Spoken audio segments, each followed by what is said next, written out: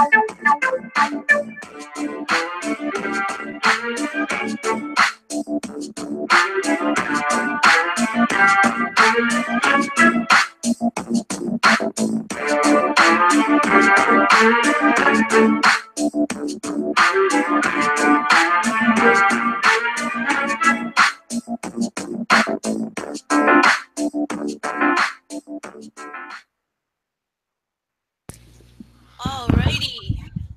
Hello, hello, hello.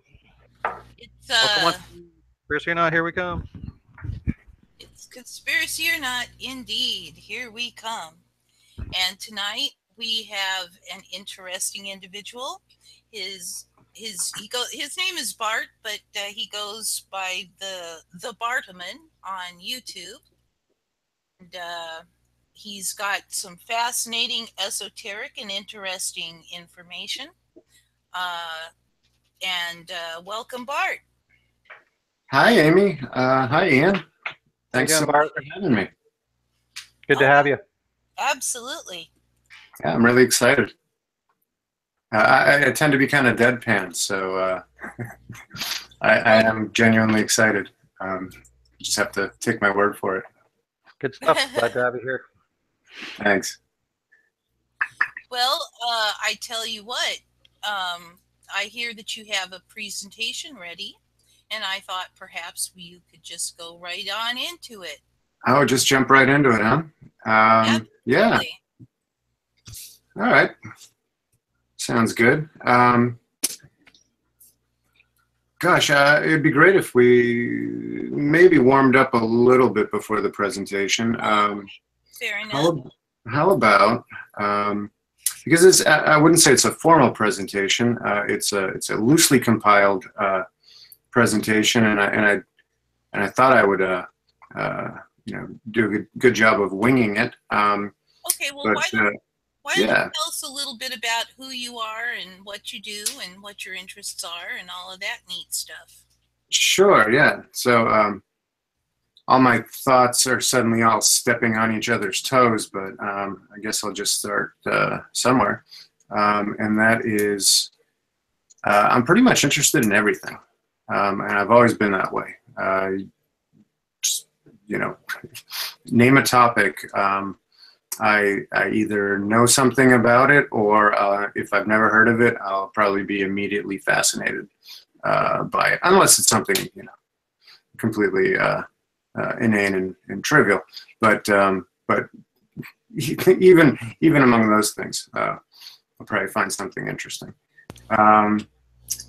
And yeah, I guess often we start these kinds of conversations with, like, okay, so I'm on a conspiracy show, right? So, when did the awakening happen for me? And not to Right. do the job of interviewer and interviewee, but I kind of like that as a starting point.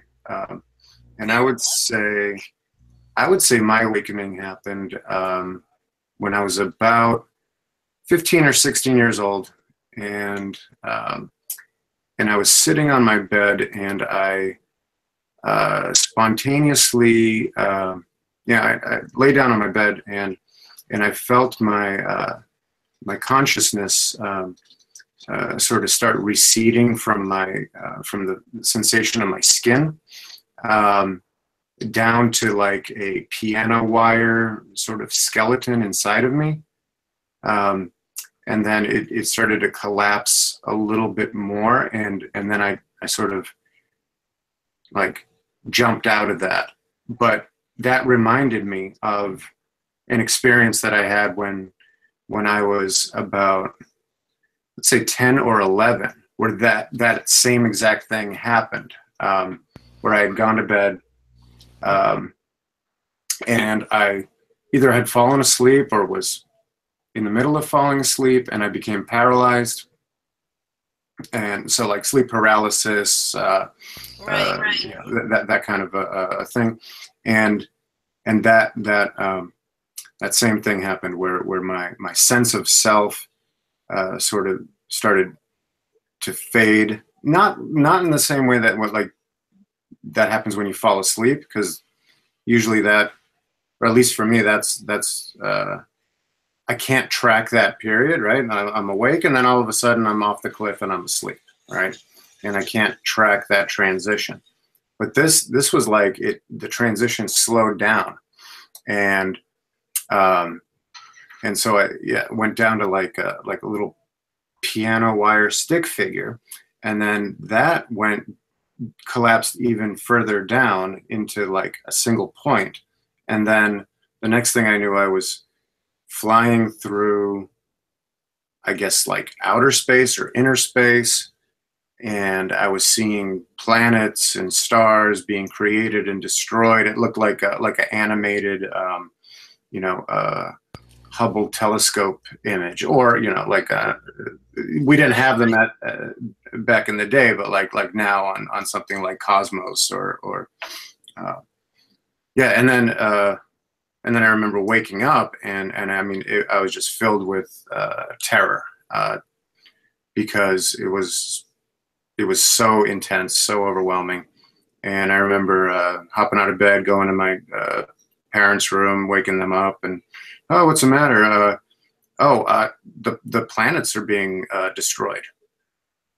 Oh, okay, well, you just had a bad dream, and go back to bed. And I'm like, no, seriously, this thing was intense. Oh, okay, yeah. Whatever, go back to bed. And so I did. I went back to bed, fell asleep, and then I guess I forgot about it for like 6 years, and then I had that, when I was 16, it jostled that memory and just came back to me spontaneously. And ever since then, I was obsessed with like, what was that? Because that was like the most intense experience I've ever had in my life. And so I've been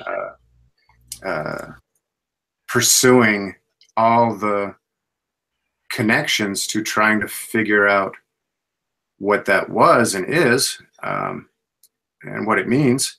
And that's led me down, 25 years of studying the occult, the esoteric, the science, art, design, you name it, I'm interested in it. Psychology, paranormal stuff, and I tried to. I kind of did a little bit of an assessment of myself the other day as I was thinking about what I would say during the show, and I kind of landed on this idea of that I'm like an outsider's outsider, where because of all these interests, right, I find myself on the outside of mainstream popular culture, and then I also have really not engaged in the community, in the conspiratorial community, or all the fringe communities, in that I haven't tried to become a character or a leader or a speaker or anything like that, and I sort of have been staying outside of that world, and observing it from the sidelines. So like double outside, right? And so, and now I think, after about 25 years of studying this really intently, I feel like all right, I kind of know what I'm talking about now. I think I can hop on the scene and contribute something. So awesome. Very awesome. That's why we've got some interesting subjects tonight. I'm led to believe. Yeah. I thought, okay, so I think that was a pretty good introduction to what I'm about. What I liked about you folks, and I just found you, and I'm sort of surprised that you were off my radar for so long. And I ran into you quite synchronistically, Amy, in that okay, so it's these, every crisis is an opportunity, right? So the whole Vegas thing happened, and I'm looking at it and I'm going, yeah, that thing smells fishy. Let's go to YouTube. Let's go to the interwebs and see what people are saying. And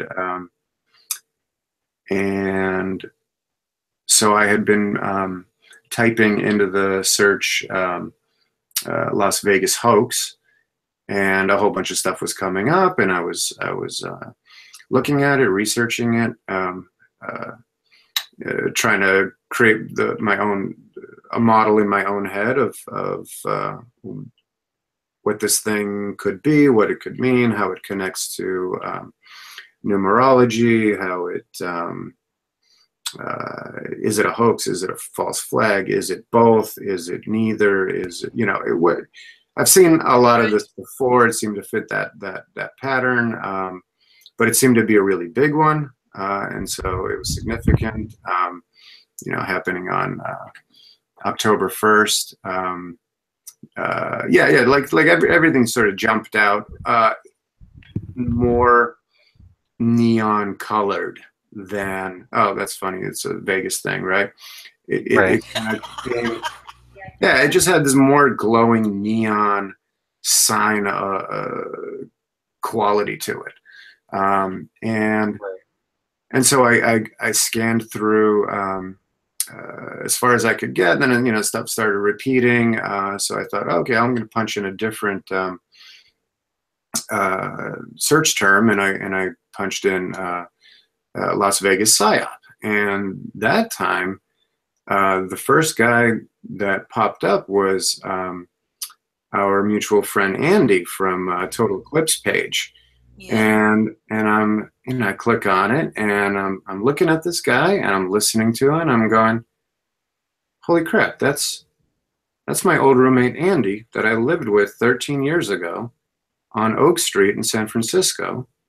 And that was when I had my it's hard to say, it's a nervous breakdown. I won't say it like that. It was another one of those matrix glitch, opportunity to come out of the matrix on a new level kind of experiences, where I actually started a lot of the work that I'm going to present today, and it was based around geometry. And so yeah, okay, so I'm listening to this guy, and I'm like, sure sounds like Andy, but I can't tell. I mean, I haven't seen the guy for 13 years. He's got a beard, and he'd never had a beard before. Is it really him? And then I, of course, clicked on the little arrow, and sure enough, yep, Andy, that's him. And so I started texting him, and then Amy was on the thread, and she had posted something about a video that she had made, and so I clicked through, watched that video. I'm like, hey, she's spot on. That's a great analysis of what all's going on in the world. And so we started chatting, and next thing we knew, we were exchanging Skype info, and then I did my first ever Skype with anybody, and that was with Amy. And then I think 2 days later we did another one. And maybe we did a third. I don't recall now, but I don't recall, but I do know that at some point Aaron joined in. Yeah, that's right. Aaron joined in, and this was at some point I said, gosh, I really, and I'd seen the Gematria episode 59, and I'm like, what? I was really impressed with how you all spoke, the depth of your knowledge, just the way you approached these subjects. There wasn't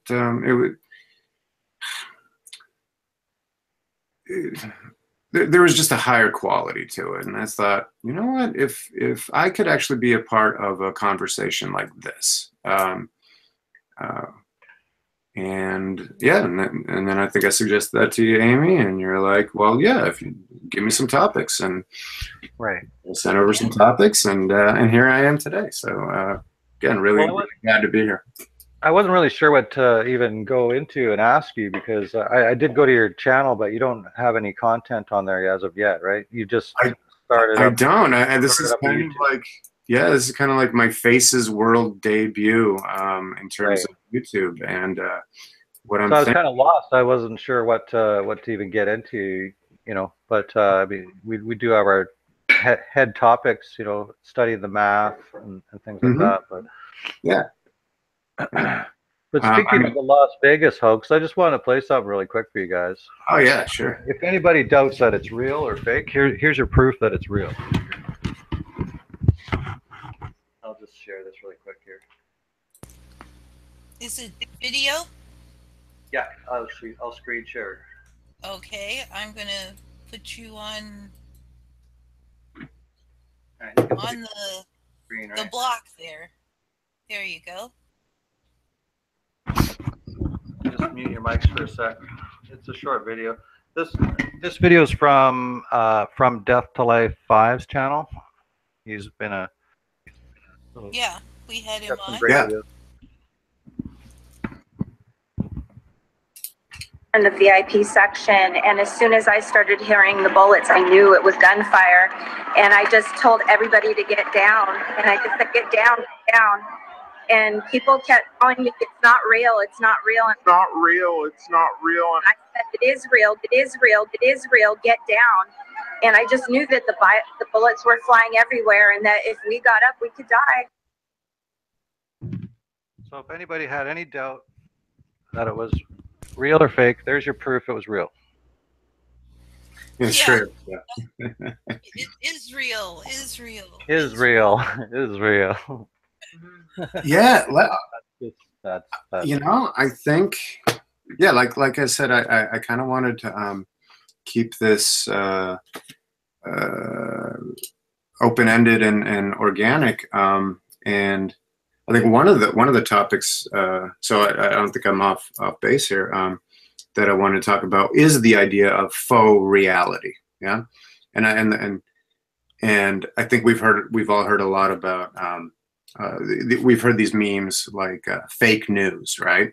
And so you have fake news coming out of the mainstream media accusing the internet of being fake news, and then you got a whole bunch of people on the interweb accusing the mainstream media of being fake news, and which I tend towards that opinion, that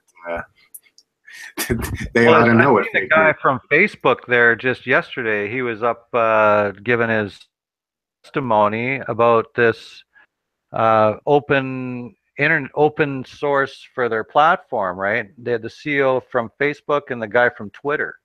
Mm-hmm. Totally saying, oh no, we have an open platform, you know, and then they're saying, well, what is hate speech to you? And then they're like, well, we have people that decide what that is. Well, what? Hold on. So you have a ministry, you're called the Ministry of Truth now, right? Yeah. And you have an assigned team of people who decide what's misinformation and what's not, right? That's basically what he said. Yeah. Yeah. And it's like, it's getting out of control, and they can't control the flow of information anymore. It's too hard. Even with all the censorship out there, it's still really hard for them. Oh, absolutely. Because it's like whack-a-mole. You knock one down, another one comes right up again, right? So yes, I mean, people are on their 7th, 8th. I think what Maddie D's on is what now, Amy? 8th channel?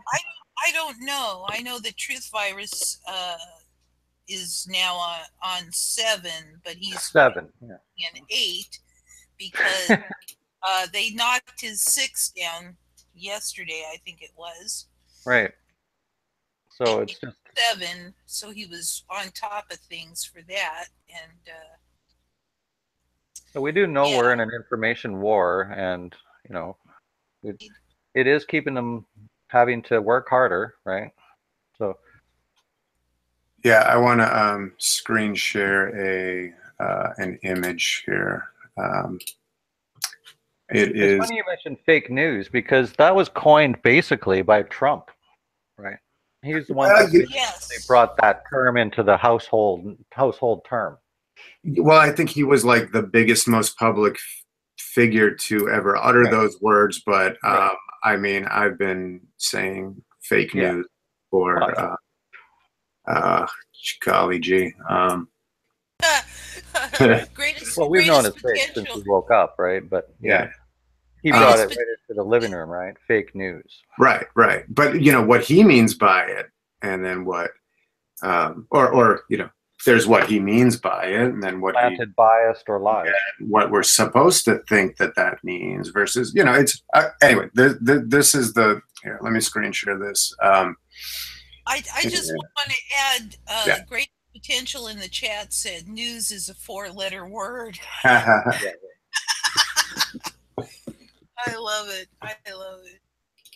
I want to propose a new one that I think might get some traction at some point. Fake government. You know, so if the news is fake, I've been thinking of the government in terms of I think there was a coup d'état probably post World War II. I would say even pre JFK. I think he might have been part of it, where the entire U.S. government has been taken over by a troupe of really bad actors. Well, you know that you are aware of the Act of 1871. Yeah, the corporation where it's been a corporation since then. Yeah.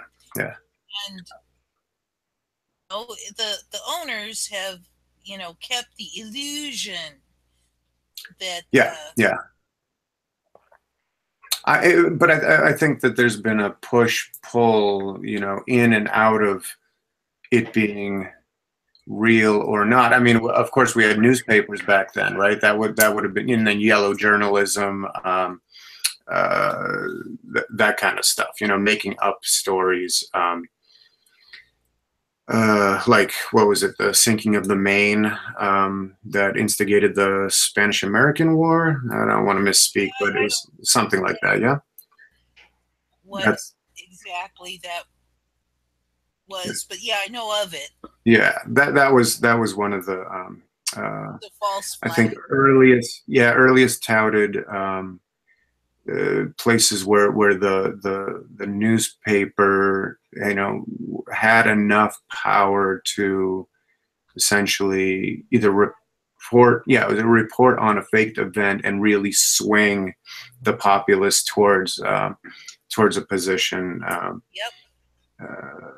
that they wouldn't have been swung to if the thing hadn't been, you know, concocted. Right. But okay, so let me share this. So I'm screen sharing something. I don't know. Is that coming up? Yep. Yes, it is. Are y'all familiar with that quote? Oh yeah. Oh yeah. We've quoted that many times on this show before. Yeah. Okay. Many times. Yeah. Oh, I just had a deja vu. Well, no, our disinformation program is complete when everything the American public believes is false. William Casey, CIA director, from first staff meeting in 1981. Yep. Yeah, and I forget her name now, but there's somebody who verified that was indeed a true quote, that she was there. She was the one that reported the quote. It's out on the web. This all has a part to do with Operation Mockingbird, which was a CIA-run operation to control the news, you see. Yep. And they got caught, and they actually even admitted it in a hearing. I can't remember what it was, a congressional hearing, I believe. They actually admitted to it. Yeah, sure. Why not? Why not? I mean, nobody listens to the congressional hearings anyway, so it's. But I think, swept that under the rug quickly enough. So. Yeah. We have some interesting information in the chat from. Yeah, I know everybody's commenting on this. And he's saying that the U.S. was declared sovereign God King with the purchase of the Ohio Territory in 1788. The U.S. Constitution is a con. Yep. The Revolutionary War was a giant staged event. You think maybe the elite needed to assume a new cover. They wanted to move from monarchy to democracy so that there is no one person to point the finger at. Right. I have to agree. I think democracy. I have to agree with that too. Democracy is one of the worst options. That's why I want a solutocracy. Anyway, he says the elite have controlled the whole world for 12,000 years. Yeah. Yep. Well, And however long the Earth is, we don't even know how old the Earth well, is. I think that there was a group that took over when the last cataclysm occurred. Right. But Yeah, they lived somehow. About 12,000 years ago. He says he's working on a documentary that covers 100,000 years of history to prove this. And I think it's awesome. I'm looking forward to it. He says, read the Anti-Federalist papers. Everything the Anti-Federalists said came true. Yeah. Anyway, yeah, some very, very Blue interesting. Blood's right, though. The BIS does run pretty much it all. All of Western banking is that's the central bank of central banks. Yes. It's called the Bank for International Settlements, and it's in Germany. Yep. Very true. Yeah. We've talked about that on the show in the past as well, the BIS and all that. So I want to throw something out there, which is I have a little pet theory, and that is, if you've ever heard of it, then it's not, those aren't the guys, right? So by the time you've heard of it, they've already, they're well ahead of the game, and they've already constructed whatever the next level operating system is, right? So next level of deception. Yeah. And I've firmly always, sorry to interrupt you there, but I just always firmly believe that this Illuminati term is allowed to be thrown around loosely, just so that you're looking at something else that isn't there. Yeah, you're looking at ghosts, right? You're pointing the finger at ghosts, at things that are have already passed by, but then they're sort of reconjured, and it gives, you know, everything's a distraction from every other distraction, right? And so a lot of what I've been very interested in is, you know, if everything is fake, well, not everything is fake, right? I know I'm real. I know that I have family members who are real. I have friends who are real. My car is real. The trees in the forest that I can walk to right now are real. So there's a whole bunch of reality within our reality, right? Even if it is a simulation, right? It's real enough. And that's what I mean by real, right? Because, you know, studying, going into the, you know, Vedanta stuff, where everything is Maya, everything is illusion, and all of that, that's probably true and real as well. But I'm saying, like, operationally real, right? You know, real enough.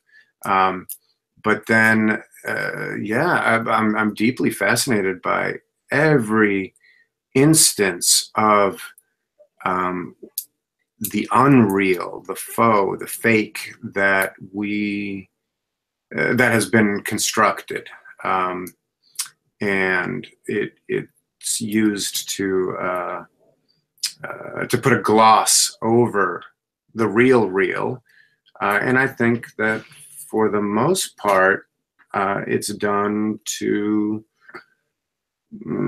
keep us floaty and disoriented, so that we're more easily steered. Yeah, I mean, that's a basic sort of tenet of conspiracy sort of mindedness, and this is one of these things where I can't even imagine anybody disagreeing with that contention. I mean, the evidence for that is all around us every single day in 10,000 different ways. So like how you could not come around to at least entertain that mode of thinking is very strange to me, right? But it kind of serves to show either how effective it is, or how indeed weak-minded humans actually are,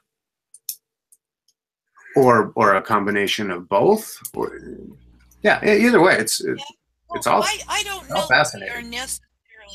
I don't know that we are necessarily weak-minded, but that when you are born into a system and it's never suggested that things could be done differently. That there are better ways to handle things. Even think about it, and if you're told, we get to lead you, and that's just the way it is, you don't think, wait a minute, thank you very much. It's all indoctrination and propaganda and lies that keep us weak-minded. But I don't think that humans are as weak-minded per se, so much as they're just not ever given the opportunity to think outside that they're put in when they come here. Yeah, Sandra, Aaron's not here this week, folks. He had some work to do, so he's not going to be joining us this week. Forgot to mention that at the beginning. Oh, right. Get that out now. Yeah, wherever you are, Aaron, hopefully you're listening. Miss you, buddy. We'll see you next time. Yes. Hi, Aaron. Absolutely. Sorry. As you were. Yeah. Yeah, I'm in general agreement with you, Amy, and I say, the weak-mindedness of people, I in the sense of not the naturally born good human being is not weak-minded, but we are bombarded by I think this branches up for me into an interesting discussion, right? I often think about war, the word war, WAR, right? What is war? And if I'm not mistaken, I have a note here somewhere, but I think it comes from like the Germanic, and it essentially means confusion. Yeah.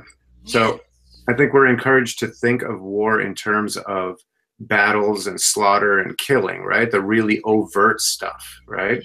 Yep. And that's war, and that's bad, right? But I think that that's really just a symptom of induced confusion. And that's where it's really interesting and meaningful to talk about things like psychological operations, because I would say, I don't know, maybe 99% of all warfare is actually psychological operations, and then 1% is actually, shooting and bullets and battles and tanks and all of that, right? Absolutely. Yep. Yeah, and so if you know that that's the battleground, well, geez, I think that you just start thinking about life a little bit differently. Very true. It definitely changes everything else. Like it just, yeah, exactly. Well, one thing that helped me grasp what was going on in the world was when I realized that psychopaths are in control. I mean, suddenly it all made sense. Yeah. Well, yeah, if I was a psychopath, I'd do that. Yeah. Yeah. And then once you realize that the systems that they put in place promote psychopaths to power, that's right. then you just say, well, golly geez, no surprise we have psychopaths in control. I think it's this is where this kind of stuff actually borders on criminal genius, in that okay, no, this is not the part that's genius, but like the idea that a psychopath will unreservedly harm, deceive,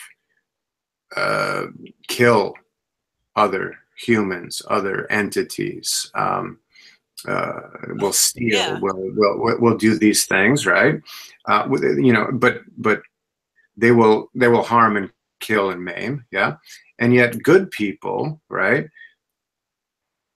you know, point out the psychopath and kill him or her, right? So like our goodness, I mean, I think we do sometimes, right, when they push it too far and it becomes too obvious, right? But like it's almost like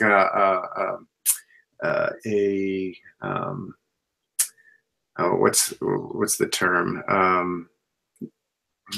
Like damned if you do, damned if you don't, or a catch-22. Yeah, it's a catch-22 sort of scenario, right? Is like most good people are too good to kill the people that would kill them, right? Yes, and you know, I that's been one of the things I've had a lot of people say. You know, we should just go kill all of whoever they think is the problem. And you know, I keep saying that brings us to their level. Yeah. I say, you know, if you see somebody, I'm in no way promoting that idea. I'm just saying it's a bit of a conundrum, right? But like I said, I see people that do say that. Yeah, and well, to me, it's like if we strip them of their power by removing their systems, and all we have to do is keep an eye on them, and if they choose unethical behavior, lock them up. Yeah, but their bosses, the ones that lock them up, are just as psychopathic as they are. Yeah, but there you go. It's a chain reaction, sort of. They got you by the balls. Well, the thing is that no longer have power over others. Even the bosses are not going to have power over anyone, except as they have psychologically manipulated people into believing they should have power. Okay? Yeah. And that's not going to be us. That's not going to be the billions of us against the tens of thousands of them, which is where it's at. You know, even though 1% of us are genetically psychopathic, the ones at the top don't contain all the psychopaths.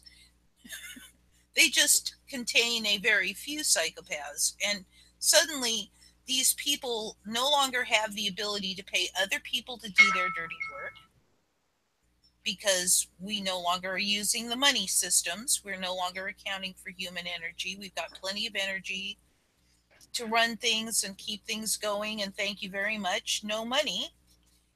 And you know, if they can't pay other people, they're going to have to do all their dirty work themselves. And you know how much havoc a few tens of thousands of people could have on a society of billions? Not very much, and for not very long.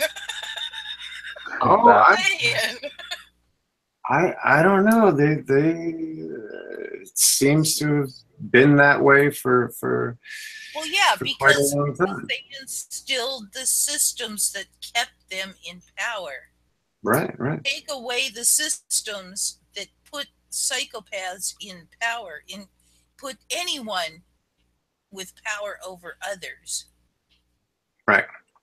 You wind up, no matter what, with psychopaths in control, because the psychopaths will be the ones who are motivated to do literally get the money, the power, whatever. They will do anything. The rest of us will not. Gee, do I want to kill that person so that I can get that? No, I don't think so. I'm not going to kill somebody to take their. I'm not going to kill somebody to take their money. I'm not. You know, most of us just will not do that. Yeah. When you're talking about like politics, for example, they're all just bribed and, you know, extorted. So they have to go along, get along. Yep. They've got blackmail. Blackmail, yeah. Yeah. So I think willing to go along, they'll bring those out and say, hey.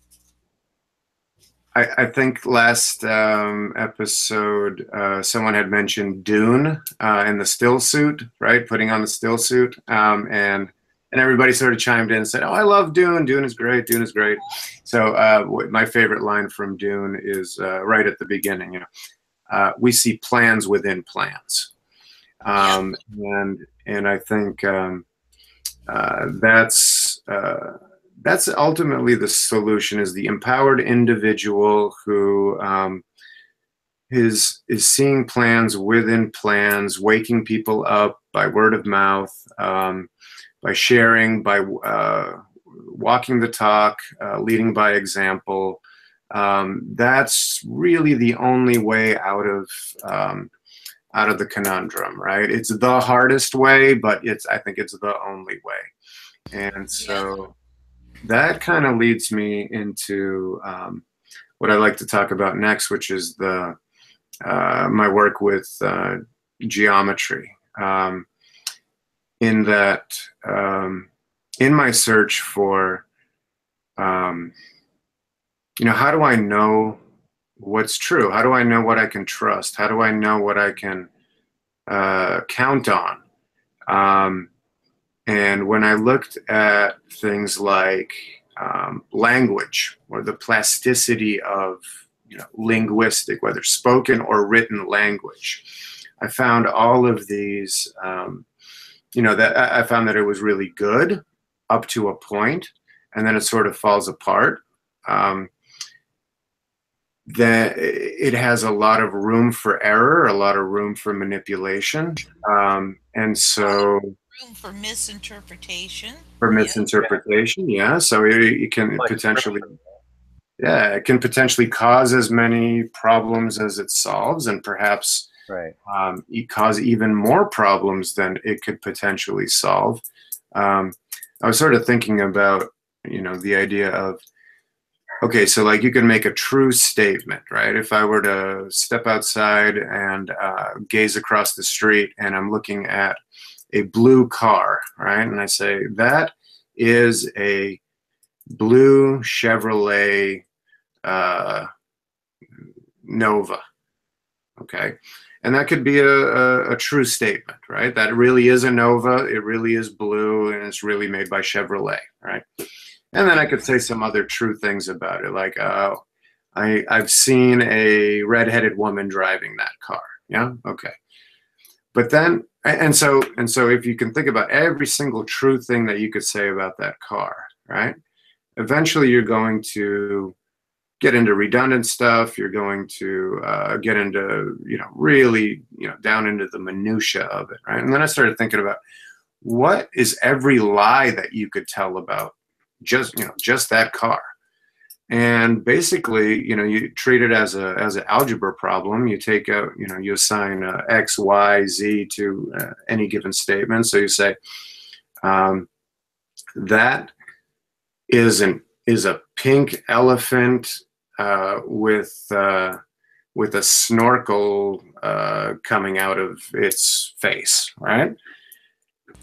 Referring to the car, right? So then you just start thinking of everything that could be a lie or false that you could say about it. Well, then you end up with a set of lies that are, you know, far outweigh the set of truths that you could ever say about the thing. I mean, you go into a complete absurdity, right? It's a screwdriver made of cotton candy, and I like that image. I mean, just you can take words and concepts and squish them together, and you can come up with any number of things, right? But the key to a good lie is that, like, you know, 80-20, 90-10 rule, right? Where 90% of what you're saying is true, right? And then the twist is the 10-20%, and people will, like, you know, focus on the part that they can confirm or that sounds right and it's true, and then they sort of, and then that lie gets smuggled in, right? And so I'm really interested in stripping things down to basics and knowing how they work on this like archetypal level, right? So it just amazes me how the same people can fall for the same lie over and over and over and over again. I mean, over and over. yeah, and even they find out it was a lie, and then they fall for it for the next time because the little out of the 20% lie part of it, 1% got changed, and suddenly it's it's not a man, but it's a woman this time. I'm like, oh, well, that seems legit. A woman did it. Okay. Right. Well, it's a kind of that just reminded me of the idea that you have a lot of people who understand that 9/11 wasn't 19 religion crazed Arabs with box cutters directed by a guy on dialysis in Afghanistan. Right. It just wasn't. We've all, I mean, virtually all of us have seen the evidence and have finally said, okay, It was Mossad. It was not that. It was probably, and most of us think was CIA Mossad run. Mossad. Which, as far as I can tell, they're you might as well say they're the same. The same thing. But the secret intelligence. Yeah. Yes. They'll still say, look at things like Boston and Vegas and all of these other psyops, and say, well, how could they possibly do that? And I'm thinking, let's see, they pulled off 9/11. Let's think about because they own the media. That's the only way they can do that, because they own the mainstream media. Well, yeah, but you'd think that they're all in the same group, right? They're in the same club. They all go to Bilderberg and concoct this crap. Oh, yeah. Fortunately, there's enough of us who say, hey, they did 9/11. That means they've got an awful lot of power. Could they do this? And look, the evidence seems to suggest it's fake. Well, yeah, I think they could. And I think they would if they can do 9/11. They can do that. They can do anything. Exactly. And not only can they will. They will. If it works to their advantage. Even have a guy like Rahm Emanuel. I'm talking about Rahm Emanuel. He was the mayor of Chicago, I believe. He's a senator or something. I don't know. He came out and said, "Oh yeah, well, never let a serious crisis go to waste." And what I mean by that is being able to do something that you wouldn't not normally be able to do based on the situation at hand.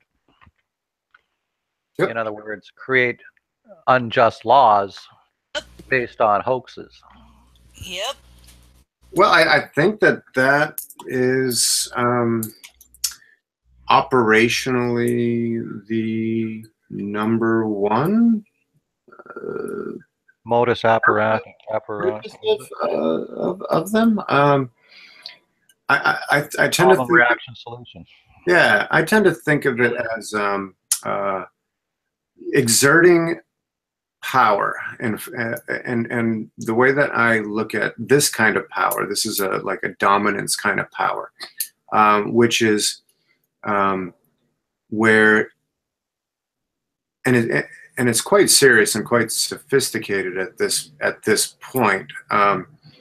It's the ability for a person or a group to look in the eyes of another person or group and tell them that this is the way it is, despite that other person not believing it, not having the or it's seeming wrong, but it's like you're going along with this or else, right.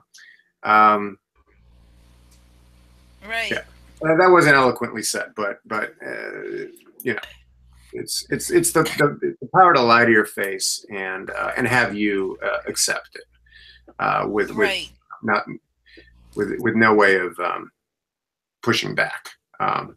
And you do that often enough times, or these guys, they do that enough times, they get a taste for it, and they want to see how far that they can take that principle. To like a duping delight too. Yeah. Oh, yeah, And duping delight in all of these psyops. Oh my gosh. But I would say even go so far as to like, this is where it gets really interesting for me, is where the laws of physics get suspended at this time, right? Like, I can't believe how many scientific, like rigorously scientifically, physically oriented people will, be convinced that on that day the laws of physics were out the window. Yeah. Newton's laws didn't apply that one day. That one day, they just didn't. A magical day. Yeah, along with all the other unlikely things that happened that put the probability of them all happening on that same day. A 50-foot wide plane can fit into a 10-foot size hole. You guys know that. It can fold up. It'll fold up as it hits the concrete. It must have been a holiday, a holy day, Yeah, exactly. Yeah. The laws of the universe took the day off, right? Well, it's funny that you say holiday, because holly in the old pagan terms means wand. Yes. Like Hollywood. Or wands were made from the holly tree, right? The tradition. Yeah, the holly tree. That's right. Mm-hmm. Interesting. Yeah. Oh, this is like I said, 25 years basically on the outside looking in on the entire conspiracy world, right? And I think the reason I did this was not to ever join with any particular group or point of view, so that I could always, with full impunity and freedom, go and listen to any other group, any other, including, like, I'll listen to a thing, and then I'll go and listen to the debunkers, and then I'll go in and watch the debunkers of the debunkers, and the debunkers of the debunkers of the, and I'll listen to someone that is coming from an evangelical Christian perspective as quickly and as openly as I'll listen to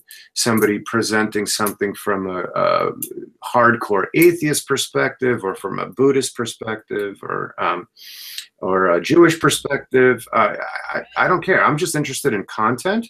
I gather up the content. I strip away all bias that I can detect, and I just crunch data. If I could quote Aaron here, I'll quote Aaron. He says, "I'll take information wherever I can get it, and chew the meat and spit out the bones." Yeah. That's it. Yeah. And so, but I know that there is a susceptibility, even, I would say, even in the conspiracy community, in the truther community, or whatever. Truther is a funny word to me, but okay, we can set that aside. But any sort of a place can become an echo chamber, and I'm seldom interested in confirmation, confirming what I already know. I'm always on the lookout for give me information that I don't know. Give me a perspective that I've never heard before, and let me play with that. And by doing that, by going through that process, hopefully, if I'm if I'm worth my salt, I've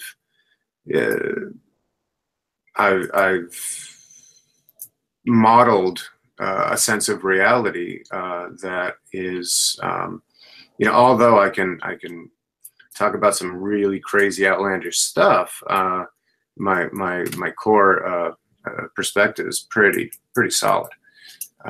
At least I like to think so. I know that I'm fully aware that a lot of people would, think I'm a whack job for even considering something. But then again, it's like, gosh, if considering an idea makes you a whack job, whack I think jobs. there's something wrong. Yeah, there's something wrong with your thinking. Like if Yeah, whack jobs are people who don't question anything. yeah, That's a mental illness. yeah. Yeah, it is. Because it's incumbent upon everybody to question things. Yeah. All right, if Especially I from known liars. well, there you go. Right. I always make it a policy to entertain everything that people say and then ask the question, does that explain what I see?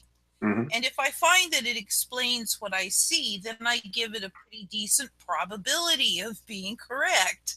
Yeah. But I will persist in adjusting probabilities as I go along based on new data and asking if it explains what I see. Yeah. Imagine that having a healthy, rational approach these days. Yeah, But really. you know, that's sort of why I put that quote up there. It's like our disinformation campaign will be successful, and when nobody knows their ass from their elbow. And I see that in play all the time out there in the world. People do not know their ass from their elbow, and Yep, far too much. and they think they do, and you, they'll tell you Well, I mean, if the majority of Americans are voting for a socialist, like Bernie Sanders, Yeah. you know that you've been Yeah. you're screwed. You Yeah. know that Yeah. Hey, I'm gonna step away for 5 minutes. Is this a good time, or is there like a? Yeah, I'm just gonna play. Speaking of fake news and false realities, I'm just gonna play this 1.5-minute clip here. Oh, it's short. only a minute and a half? Yeah, it's only 1.5 minutes, but we'll take a break anyways. You gotta start choosing Get some 5 longer one? minutes. Yeah. Yes. All right. Just this. Oh, actually, I'll play 2 videos then. Just give me a minute. I gotta Okay. find. Okay, so I'll be back All right. real quick. Okay. Yeah.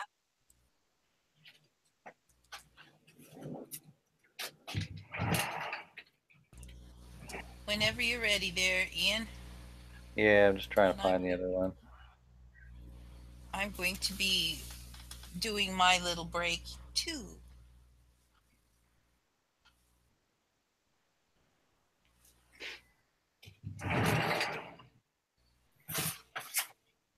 Yeah, I have it ready, so I'll just play this one through, and then we'll just take a break from that point. Okay.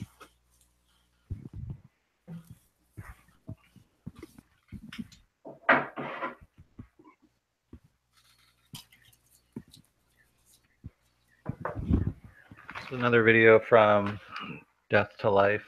I'm just going to show here.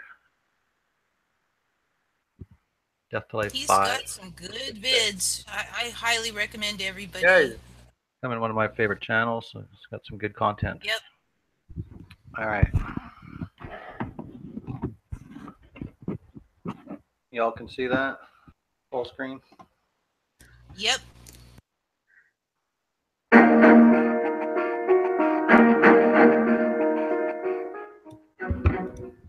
Oh, sorry, that was a mistake. This one's from Western Journalism.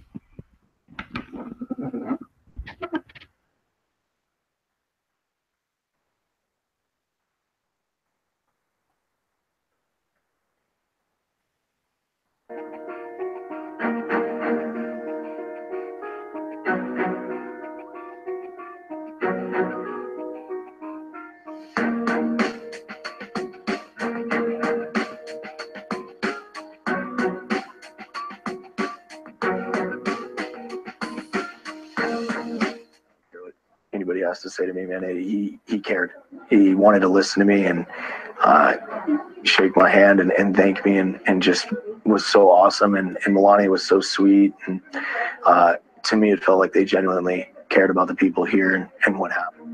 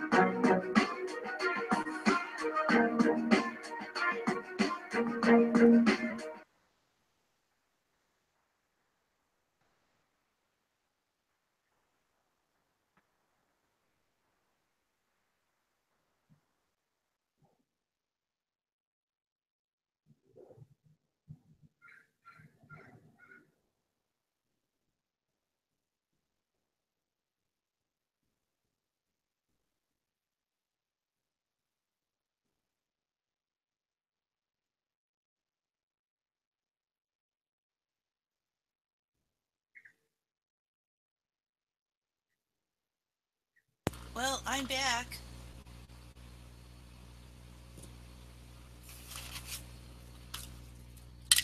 Yeah, I'm here too. I was trying to find that other video. I got the wrong one queued up there.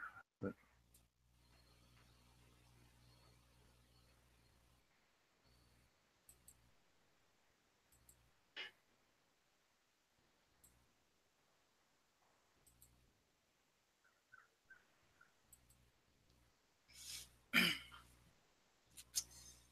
I know it's really exciting in the show. While we're looking for that, maybe now Yeah, I can't find it, so we'll just go on. I'll just mention that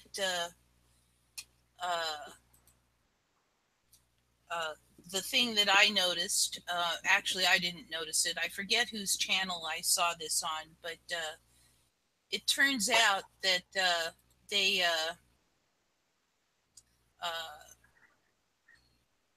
in the Colorado Walmart shooting hoax, psyop, they had a witness, put that in quotes, who was wearing a shirt with a quote out of American Horror Story, starting something like, "We lived in the murder house, we escaped the asylum," and on. And Okay, I'm back. in that quote, it talks about Roanoke, and I don't know whether we can expect to see something out, something coming out of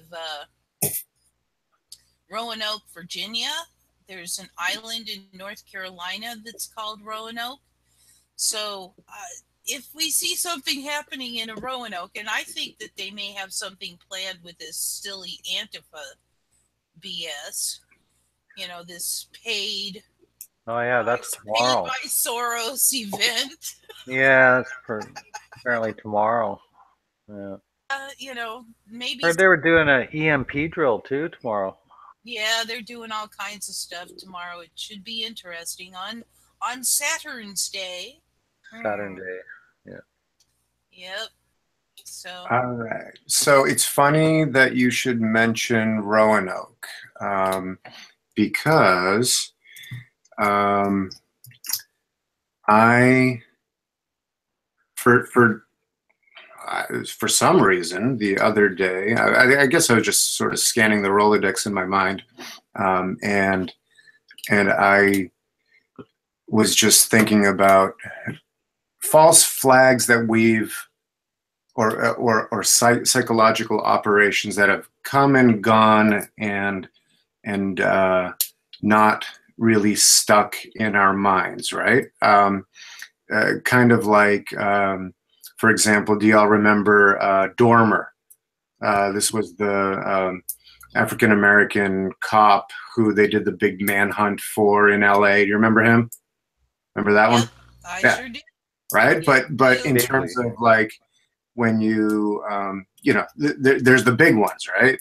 Boston, Sandy Hook, you know, those come up 90% of the time, and these minor ones sort of come and go. But I think it's really important to also address those, right? And so, do you all remember the one that happened in Roanoke, where it was the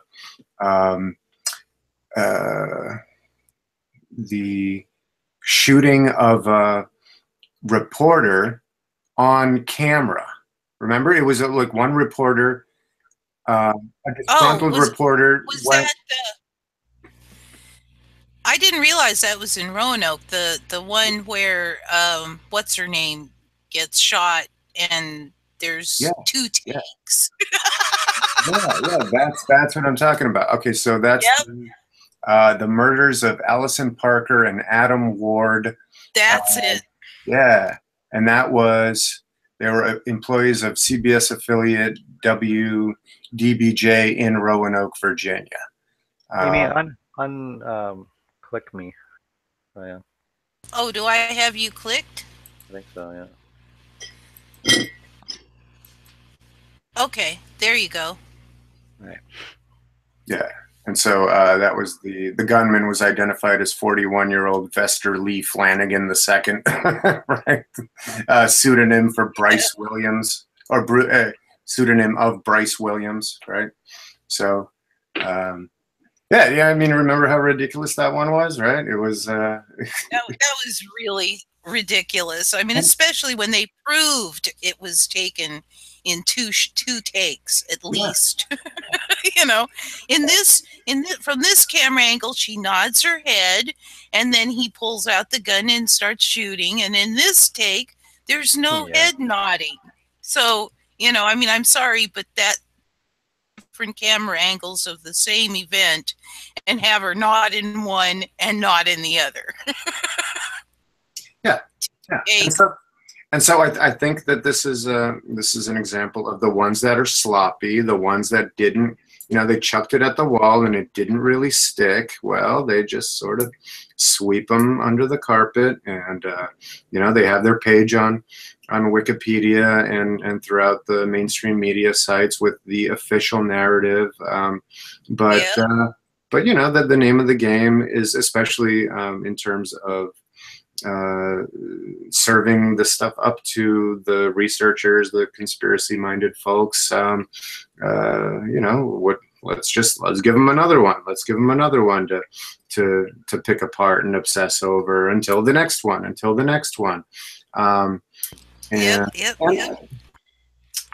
Yeah. So I mean, I think it has to be the idea has to be explored that. That this isn't only about ineptitude in terms of. I agree. Yeah. So I entertain a possibility that there is, you know, sometimes a third set of actors that insert themselves, right? So let's say, and I like to imagine that it's possible that it's a white hat type group, right?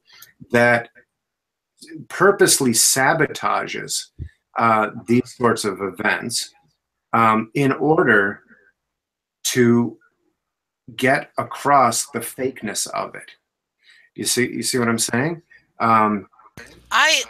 I don't really think that it's a sabotage issue. That's not what I'm picking up. What I'm picking up is they add these things so that we will have things to argue about, and so that they can laugh at all the people who still believe it.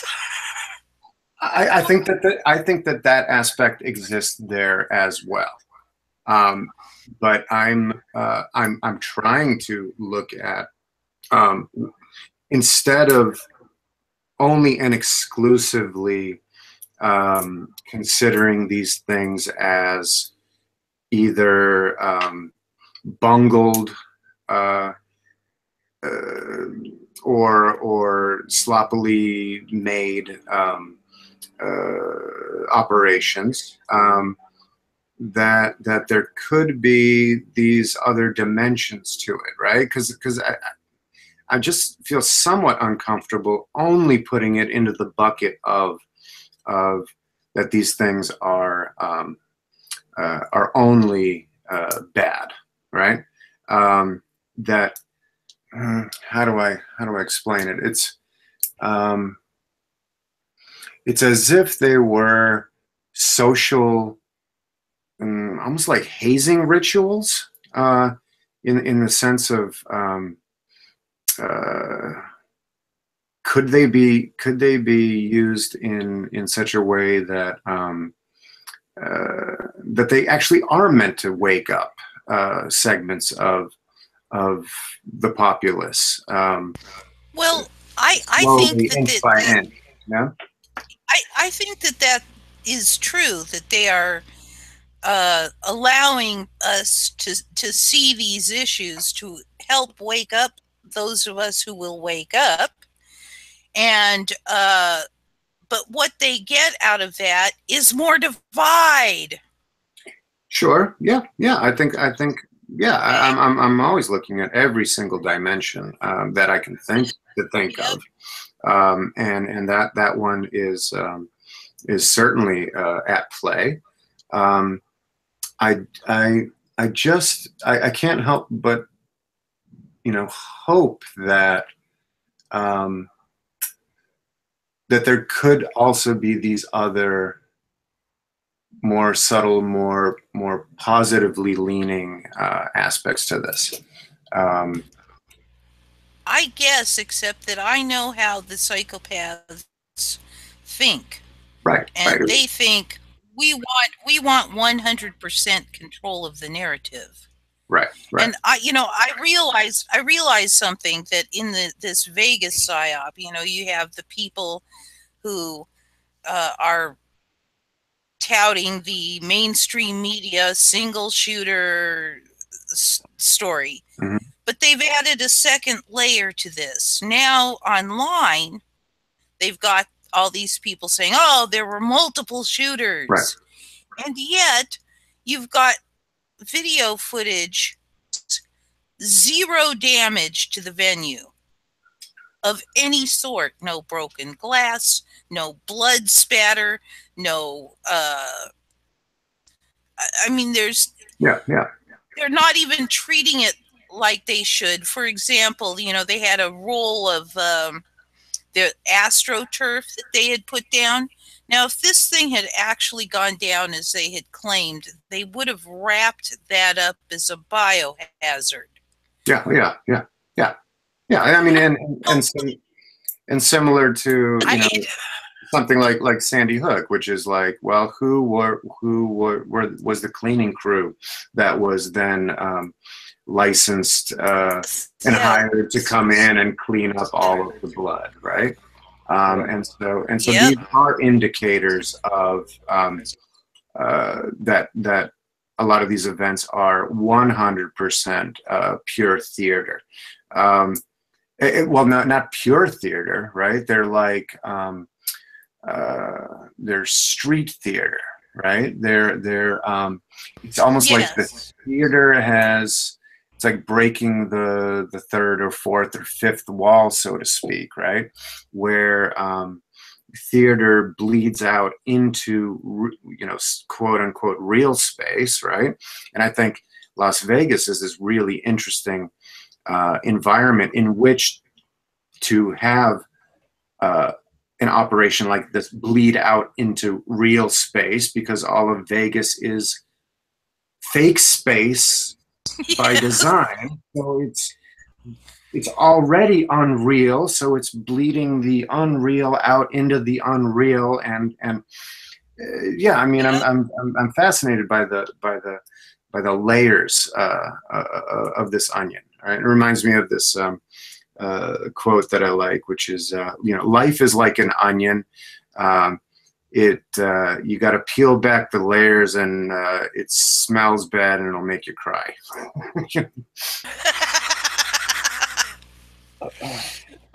That's and not to mention, there's like a sphinx and a pyramid, like right where it happened too. It's just it's all just a staging area. Yes. I think we're at the point now where they're just pandering to those ideas, right? I can't help but think that all of these like celebrities that are with Illuminati tattoos, with all the Illuminati hand signals or Freemasonic hand signals, and they've got a clothing line now that's like it's 666 and everything. Yeah, it's become fashion. It's become fad. It's all part of a smoke screen. I would say, I'd give it like 80% of these folks don't know what they're doing. They're just mimicking their friends that are, it's like, hey, if you do this, then they're gonna, not only will you get photos in these publications, but then you'll also get buzz from this other community, and you can roll that back into, it's like that. Have you all looked into the whole, like, is Bill, Alex Jones and Bill Hicks. Bill Hicks. Bill Hicks. Yeah, Bill Hicks. Well, and right. they have the Yep. same mole in the same spot, which is really unusual. Yeah. Well, and on top of that, I looked at I looked at a picture of Bill with his mouth open, and a picture of Alex with his mouth open, and I'm telling you, those are the same teeth. Yeah, their teeth are super similar. I'm really, like, for a while I kind of resisted that idea. It wouldn't surprise me in the least. You know that. No, I mean, Surprise me at all either. Because Alex Jones is linked to what's called Strat 4. Strat 4, yeah. All in capitals, Strat 4. Yep. And they're a division of the CIA for online data mining. Right? Yep. And so whoever goes to InfoWars, you'll just be data mined. And that brings to mind what you mentioned earlier as well, Bart, about how the whole thing's set up as more or less a surveillance grid, right? The whole Facebook and was that? I'm not sure if you mentioned that earlier or not, but I mean, I don't think I even have to mention that. That's a well enough known exactly trope, within our community to. So yeah, I agree that there is that aspect certainly to the whole thing. Yeah, and in a lot of ways, that's why they're bold enough. They know that people are easily deceived enough that they can give you 90-80% truth and throw in the misdirection. Right? There you go, and that 80-20 thing, right? Which brings up shows, but yeah. So that's called the Pareto distribution. If you ever wanted to get into like a more technical analysis, it's an Italian mathematician statistician who came up with this way of crunching statistics. He was trying to think about why wealth tended to flow from the people towards a small percentage of people, and he's just sort of found this algorithm or this mathematical function, and it kind of distributes around 80-20, and yeah, it's then they found that it applies to any number of other complex systems that they'll tend to flow towards a 80-20 distribution, which is a 4/5 or 1/5 distribution, or ratio rather. Right.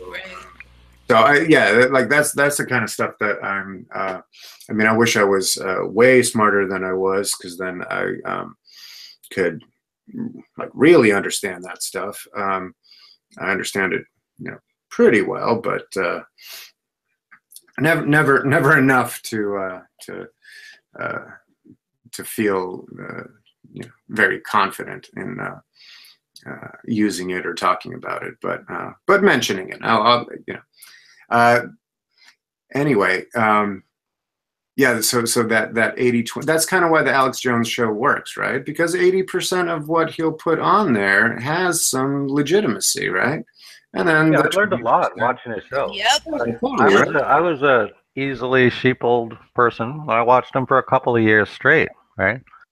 Well, before I fully woke up, right? Yeah, I realized that what he was telling me was only partial truth, right? So yeah, he was the biggest game in town for a while, right? And then I think what he laid the groundwork for is also this sort of natural process of like, okay, well, this person took this idea or this concept to a logical limit, right? Then they became limited or corrupted or influenced, or they got put back in a corral, right?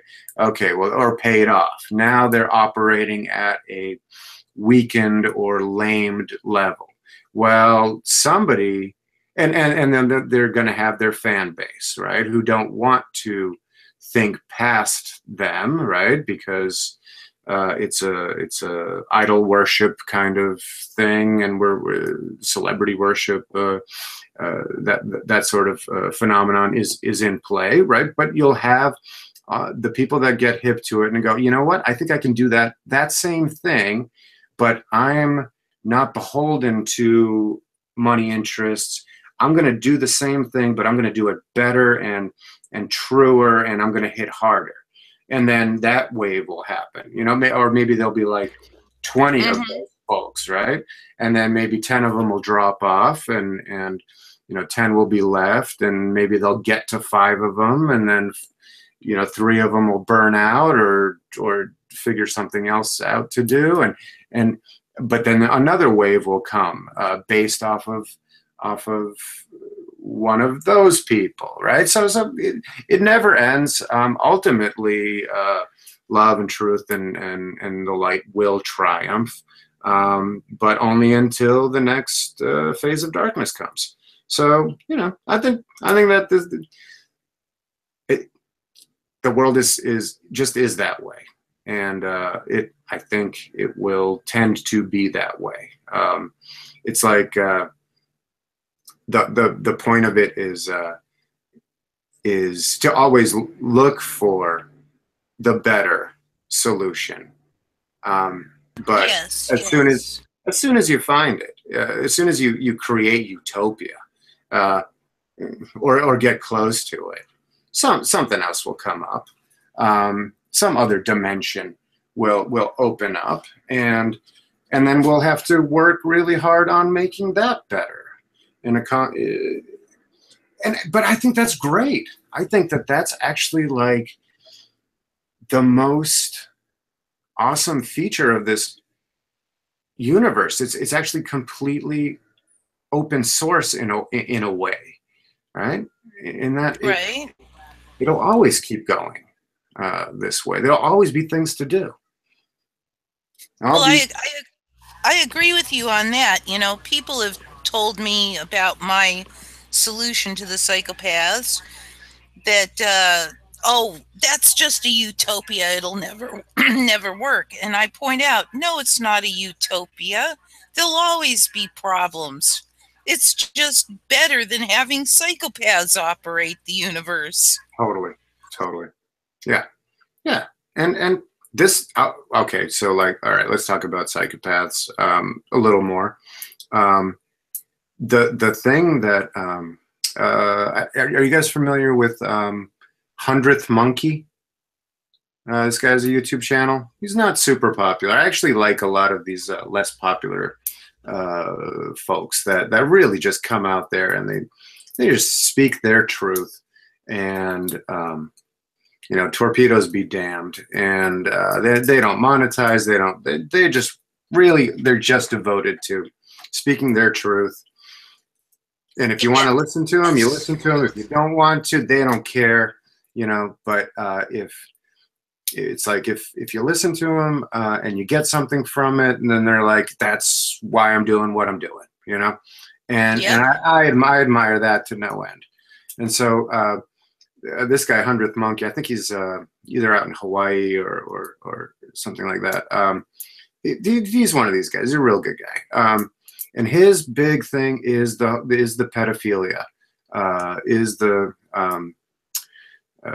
child sacrifice, child abuse, pedophilia, pedophiles in positions of power, and how we, you know, this is really one of the big problems. So he sees a lot of these other things as distractions from us really addressing that thing.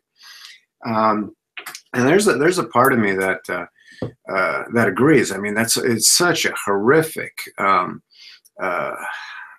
topic that, you know, the majority, I would say like 99% of good-natured, normal people just don't even want to look at that, right? And therein is the power of it, right? Therein is the really dark, sinister, black magic power of this thing. And that's why I believe that it is quite prevalent. Oh, I know it is from personal experience. I know. And of course, yes, there's personal experience, right? But then, you know, that's anecdotal. It's within True. but we are talking about, you know, the global phenomenon, or at least Yes. I'm trying to talk about the global phenomenon. Yes. And yes, of course, that lends a lot of cachet, is to actually have had personal experience. And so, you know, I have not, to my best recollection, have had personal experience. Like I think, like I told you, Amy, I have some fuzzy memories here, because I did belong to a Catholic church when I was a wee one, and I have some memories of something being funny, but you know, I could have shut them down, or I could have been picking up on something, or any number of things. But I know enough now in my research to know that this thing is true. It is prevalent, and it is, yeah, really big problem that we need to keep in the discussion. Well, while I agree with you there, I think that the reason that they can get away with what they do has to do with those systems that promote the psychopaths to power. Of course, yeah. Because if we didn't have the power over others and they had to do dirty work themselves, there would be very little of that going on, because people would investigate, find out what's going on, and for the problem of them doing such things. Yeah, yeah. You know, lock them up. I've been thinking about, so you know, I like to think about various angles on this, and I do know, you know, about the, you know, Epstein's pedo island, about secret recordings and things like this, right? So I'm wondering if, and I really wouldn't be surprised if the majority of this thing isn't the blackmail component, and I mean the vast majority of it, which is sort of the idea of, okay, we'll get somebody that's an aspiring politician or banker or media executive, right? We'll invite them into this setup, right? Whether that's you know, having just a hotel room, like a one-on-one thing with the underage person, or whether it's part of a group, you know, ritual, right? And then the whole thing is filmed, right?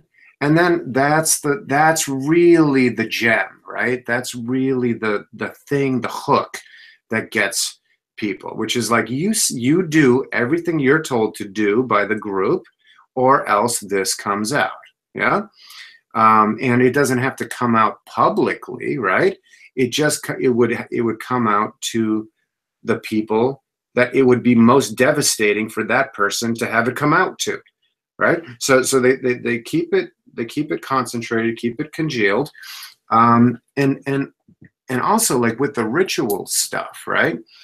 I am not so quick to subscribe to the idea of that these rituals really work, that they really That I agree with. Yeah, they really bring in dark power, right? And just hear me out here. What I think might be happening is this idea of people get duped into playing this theatrical demonic thing, right? And then not only are they embarrassed by being stupid enough to believe that this thing really brings them power, but there's actually you know, someone actually got hurt and they're complicit in it, right? I'm not saying that never ever in any case doesn't black magic exist, and that there aren't rituals that potentially are really calling upon this thing, but I would not be surprised if the vast majority of them were just as fake and theatrical, right? And it's really just a blackmail operation. What do you mean by blackmail? Oh, like to blackmail them, right? Like so. Okay, Yeah, got it. Not black man, black. No. I just wanted to clarify that. Yeah. Okay. Yeah. Yeah. I know. It's like we got to come up with a better word. So there's probably a better word. Yes, I agree. Extortion. But yeah.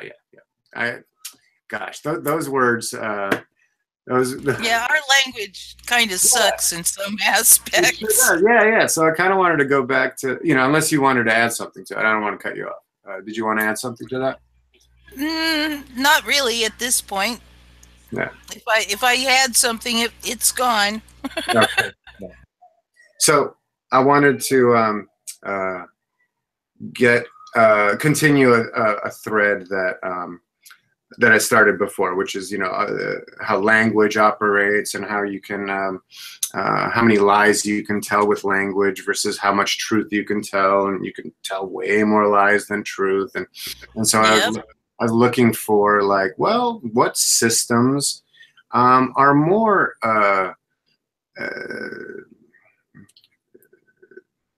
accurate, right? What systems can more accurately describe reality than language can, right? And language has so many. Like one of these themes that I work on is exploiting the gaps, right? So if there's gaps in the language, right? This is kind of where like all of sitcoms, right, are all based on misunderstanding. That's where all the comedy comes from. Yep. Right? I was doing this and you saw me doing this and you thought it was this other thing, and wham bam, suddenly we have a half hour of canned laughter about a simple misunderstanding.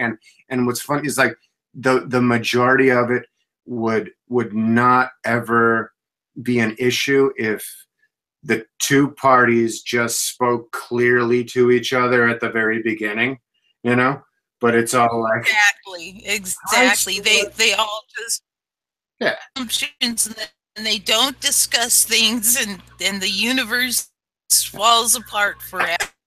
And then they patch it all up, and everything's gossip cool. and secrets and he said, she said, and then at the end of it, maybe the things got resolved and a lesson got learned, but no lesson ever got learned, because next week at your same bat channel, same bat thing, they're going to do the same thing, and they never. Oh God. Oh, let me just.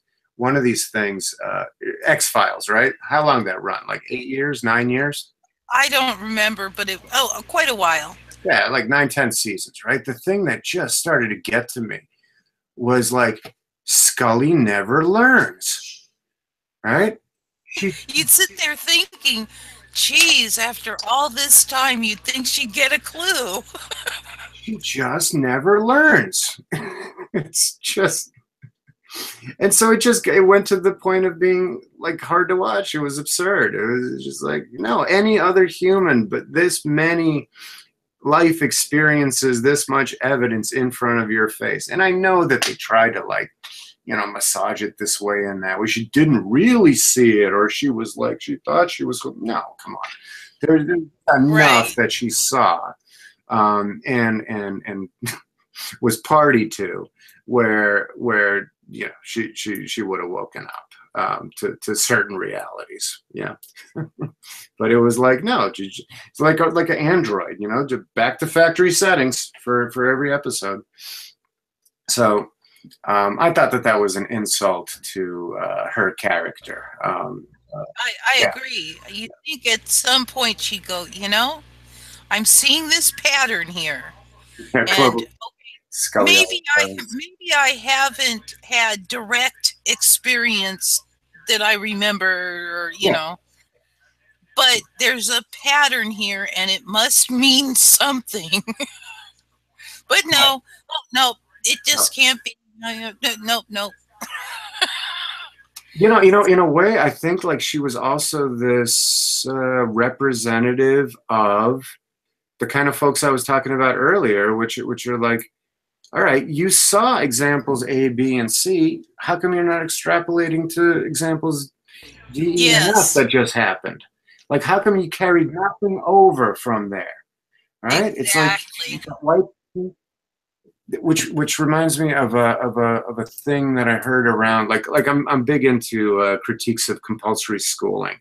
And so this is a thing that I think I'd heard before, but I had forgotten about, right? That the bell, the way that they do the loud bell at the end of each period is actually designed to clear your mind and make you forget everything you just learned.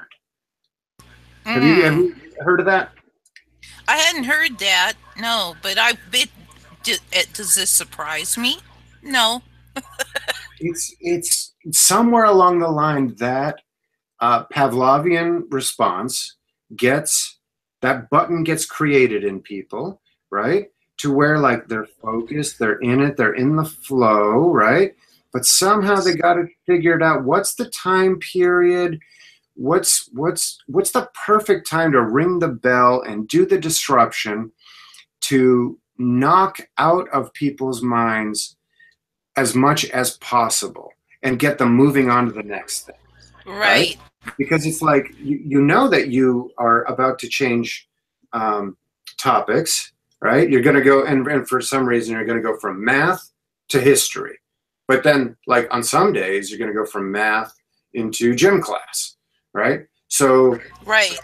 Like my kid is in school right now, and the schedule is so messed up. Like, every day, it's a different schedule. So there's not even a rhythm that a static rhythm. Now, there is, but it's on Monday and Friday, Tuesday and Thursday, but Tuesday and Thursday are somehow different from each other. And Wednesday is this odd day where it's all mixed up. And yeah, I think that these things are, it's all designed to slow down the process. It's all busy work, right? It's all, and the real education is not in the content, it's in the conditioning. Yeah.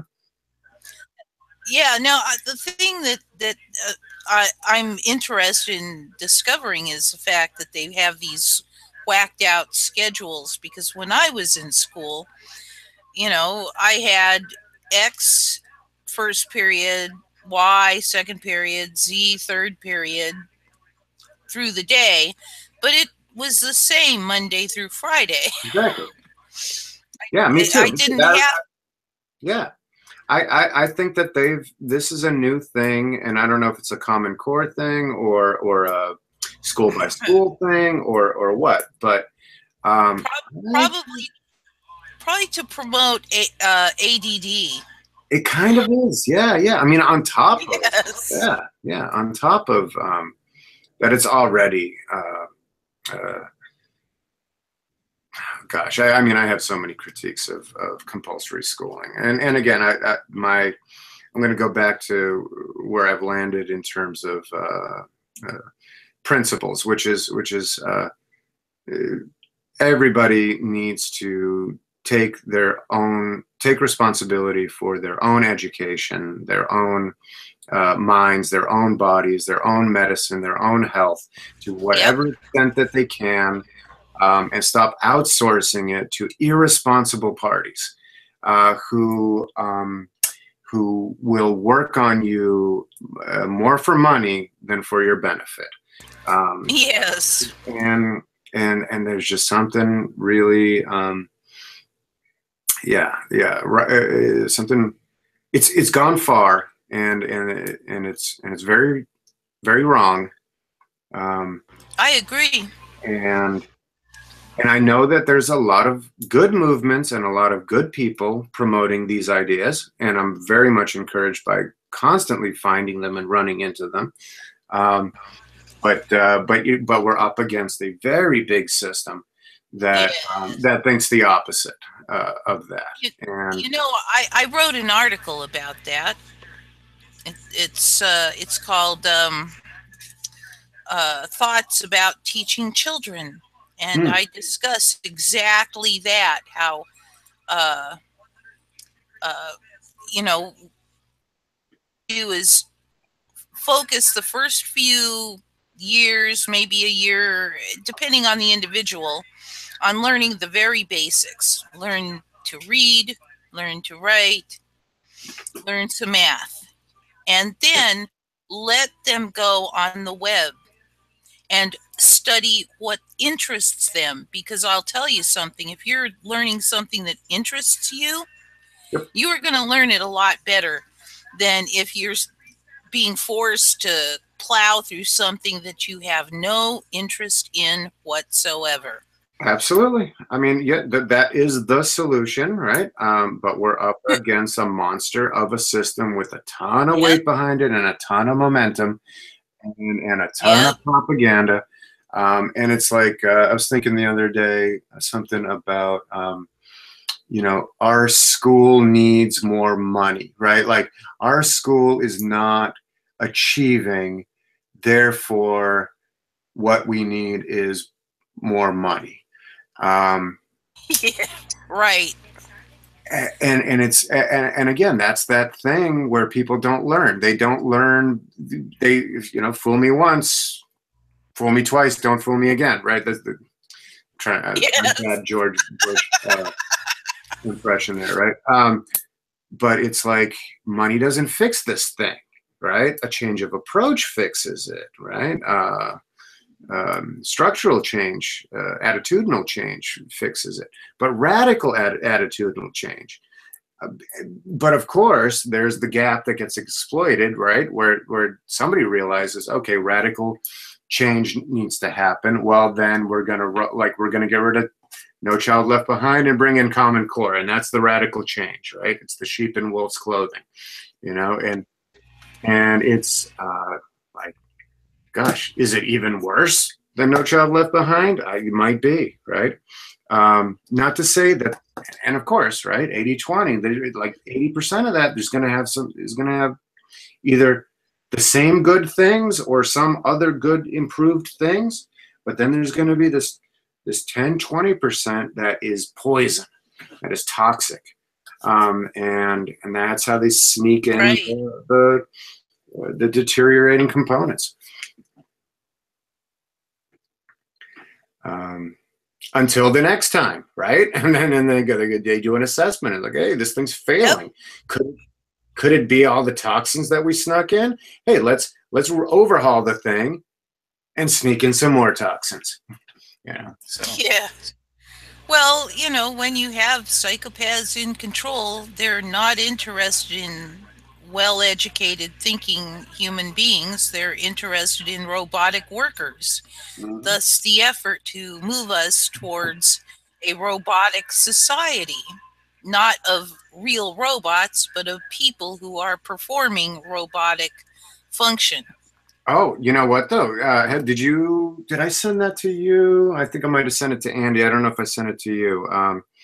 It's from Stellan TV. It's a guy named Paris Tosin, Tosen, I think he's out of Canada. Like another one of these, you know, small channel, just a guy with this camera speaking his truth. Most people will go to his site and go, "Hey, that guy's a whack job." I go to his site and I go, "I'm going to listen to this guy because I like his." I just like the cut of his jib. I'll put it that way. Right. And just because I like the cut of his jib doesn't mean I'm going to go and agree with everything that this guy's saying. Exactly. I'm going to say, hey, I think he thinks he believes what he's saying, and he seems sincere to me. And he may be right, he may be wrong about some things, but you know what? He's a human being. He's super interesting. I'm going to listen to him.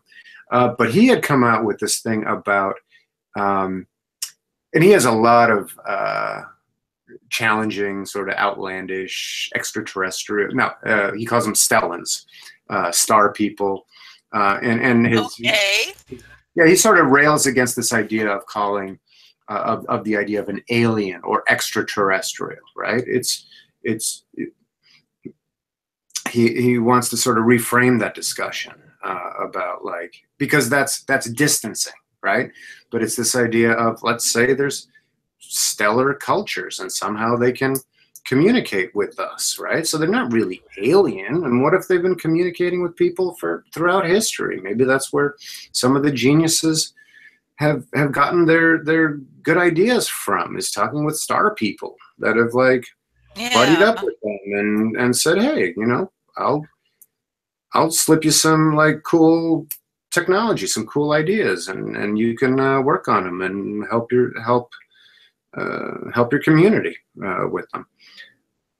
That's plausible to me. Anyway, but my point though, sorry, I always get hard, long road to get to my point, which is he made this movie about androids and he focused on a couple, like some people actually might be androids, but he's arguing sort of something similar to what you're arguing, in that they're flesh and blood normal folks, but and maybe they're psychopathic, or maybe they were in, like, the psychopathy was induced or something, where they got programmed, rewired, and now then they got put into position. So like he thinks Nancy Pelosi is one of these.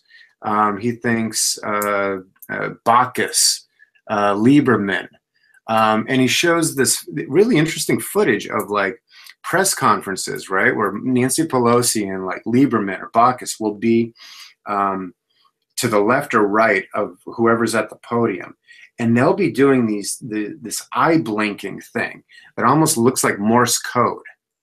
Like the blink rates are weird. They're crazy. There's way more to it than I can summarize right now, but I don't know. I like these sorts of outland, like it's you know, reality is stranger than fiction kind of a thing, right?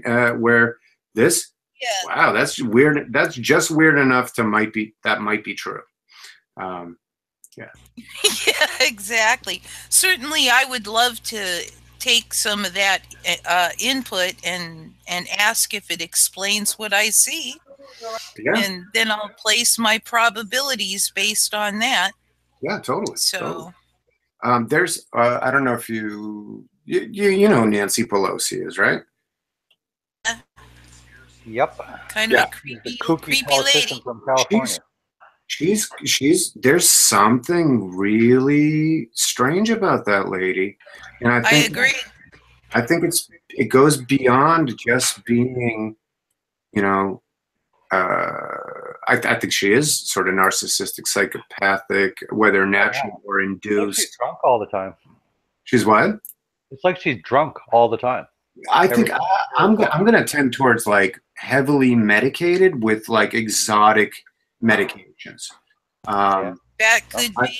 I think she's a walking petri dish experiment kind of a thing, where, yeah, like a real life Manchurian Candidate kind of a thing. Like she's so been there a really long time, 3 decades. She's been in. Yeah, and that's, you know, maybe that's part of the success of the experiment, is like, how can you have a Manchurian Candidate with that much staying power? You know what my mind just slipped into was, it's like John McCain. He's the same thing, right? Yeah, I would say he's the same kind of thing. My mind just slipped into believing for a second that she got voted in, and that the votes mattered and they counted, and she actually, you slipped for a second there. Yeah, I totally slipped. Really? Come back to it. Yeah. Lady Zaga just found the artificial humans living among us, and then she's Karen's bringing up the Saudi Arabia thing that we talked about. Oh yes, the latest citizen on the planet. Mm-hmm. I mean, that's a big deal. That this is the first sort of robot that has gotten citizenship in any country. I'm not sure. Yes. And out of all countries in the world, Saudi Arabia. It's pretty freaky.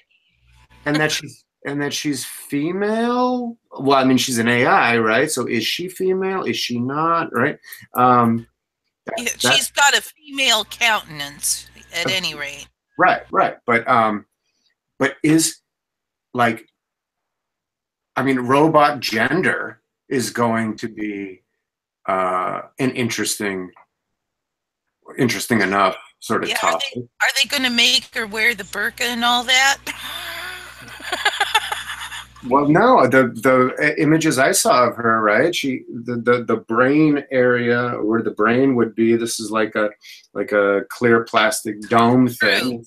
So like, True. like, I mean, I'm trying to be funny, but like, what kind of an animal would cover that beautiful thing up with a burqa? You know?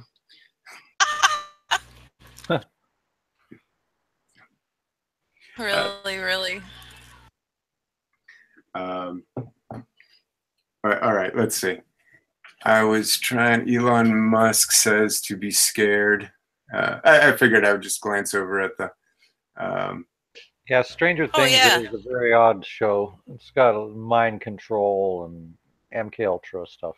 Yeah, I haven't watched that one. Interdimensional travel. Even it's got it all. It's quite the show. Considering I don't have a TV, I don't watch one, although my friend watches occasionally, and you might hear it in the background. I never watch TV ever, and haven't for decades. Yeah. Yep. Well, YouTube is kind of like TV, but you mean strict TV. Yeah, I watch YouTube, but my job is to determine which of the people are putting out honest content and which of the people are putting out content that is for an agenda. Like, we all know at this point, or at least we should, that Alex Jones is out there putting stuff out for an agenda. Yeah. Oh yeah. Can we get back? So, do you think I kept that one in the undecided pile for a while, but I'm sort of leaning more towards, wow, what a great magic act Bill Hicks did in creating Alex Jones. I'm somewhat convinced. I'm convinced that it's possible. How about that? I'm convinced that it's possible, and I'm leaning towards that it has a fair degree of probability that's. He even says he's early 40s, but he looks way older than that. Right. Exactly. Yep. And there's a lot of like the Waco connection, the fact that they have the same best friend. Yeah. Right. Yeah. So I mean, well, he even did an interview where they were mocking the whole idea about him being Bill Hicks. Okay. Right. And he was saying, "Yeah, I'm Bill Hicks. I'm Bill Hicks," and he kept repeating it. "Yeah, I'm Bill Hicks." It's like he's telling. I would just say, like, okay, let's say you think he's joking, but he's actually telling you. Well, that's the thing. Is like if the language and double speak you were speaking of. Exactly right. If he really did it, then you would expect that then he would have an episode where he does it and pretends to be lying, and it's a layer. It's a reverse inversion kind of thing, right? He's inverting and then reversing. Yeah, he's using reverse psychology. Yeah. Exactly. Make it seem like it's all just a big joke when in reality. But we don't know for sure. I mean, we can't really say definitively, but my bet is on that he is. Yeah. Okay. Yeah, so I give highest probability to them being the same person. Well, okay, so let's roll with that, right? Because then because I was a big Bill Hicks fan yeah, me too. when I thought Bill Hicks was just Bill Hicks, right? And then I was an Alex Jones fan in the early days when he was sort of out in front, Yep. out ahead of the curve, right? And so I'm fascinated by that. Yeah, this like really dovetails into that faux reality thing, right? Now, Sandra just said there are lots of different photos of Alex Jones and Bill Hicks from their childhood. Now, I don't know when they released. Now, there's actual film footage of the original Alex Jones doing a small little radio gig in Texas. And then all of a sudden, 1 year or less than 2 years later, he got heavier. He got those voice look like changed a little bit.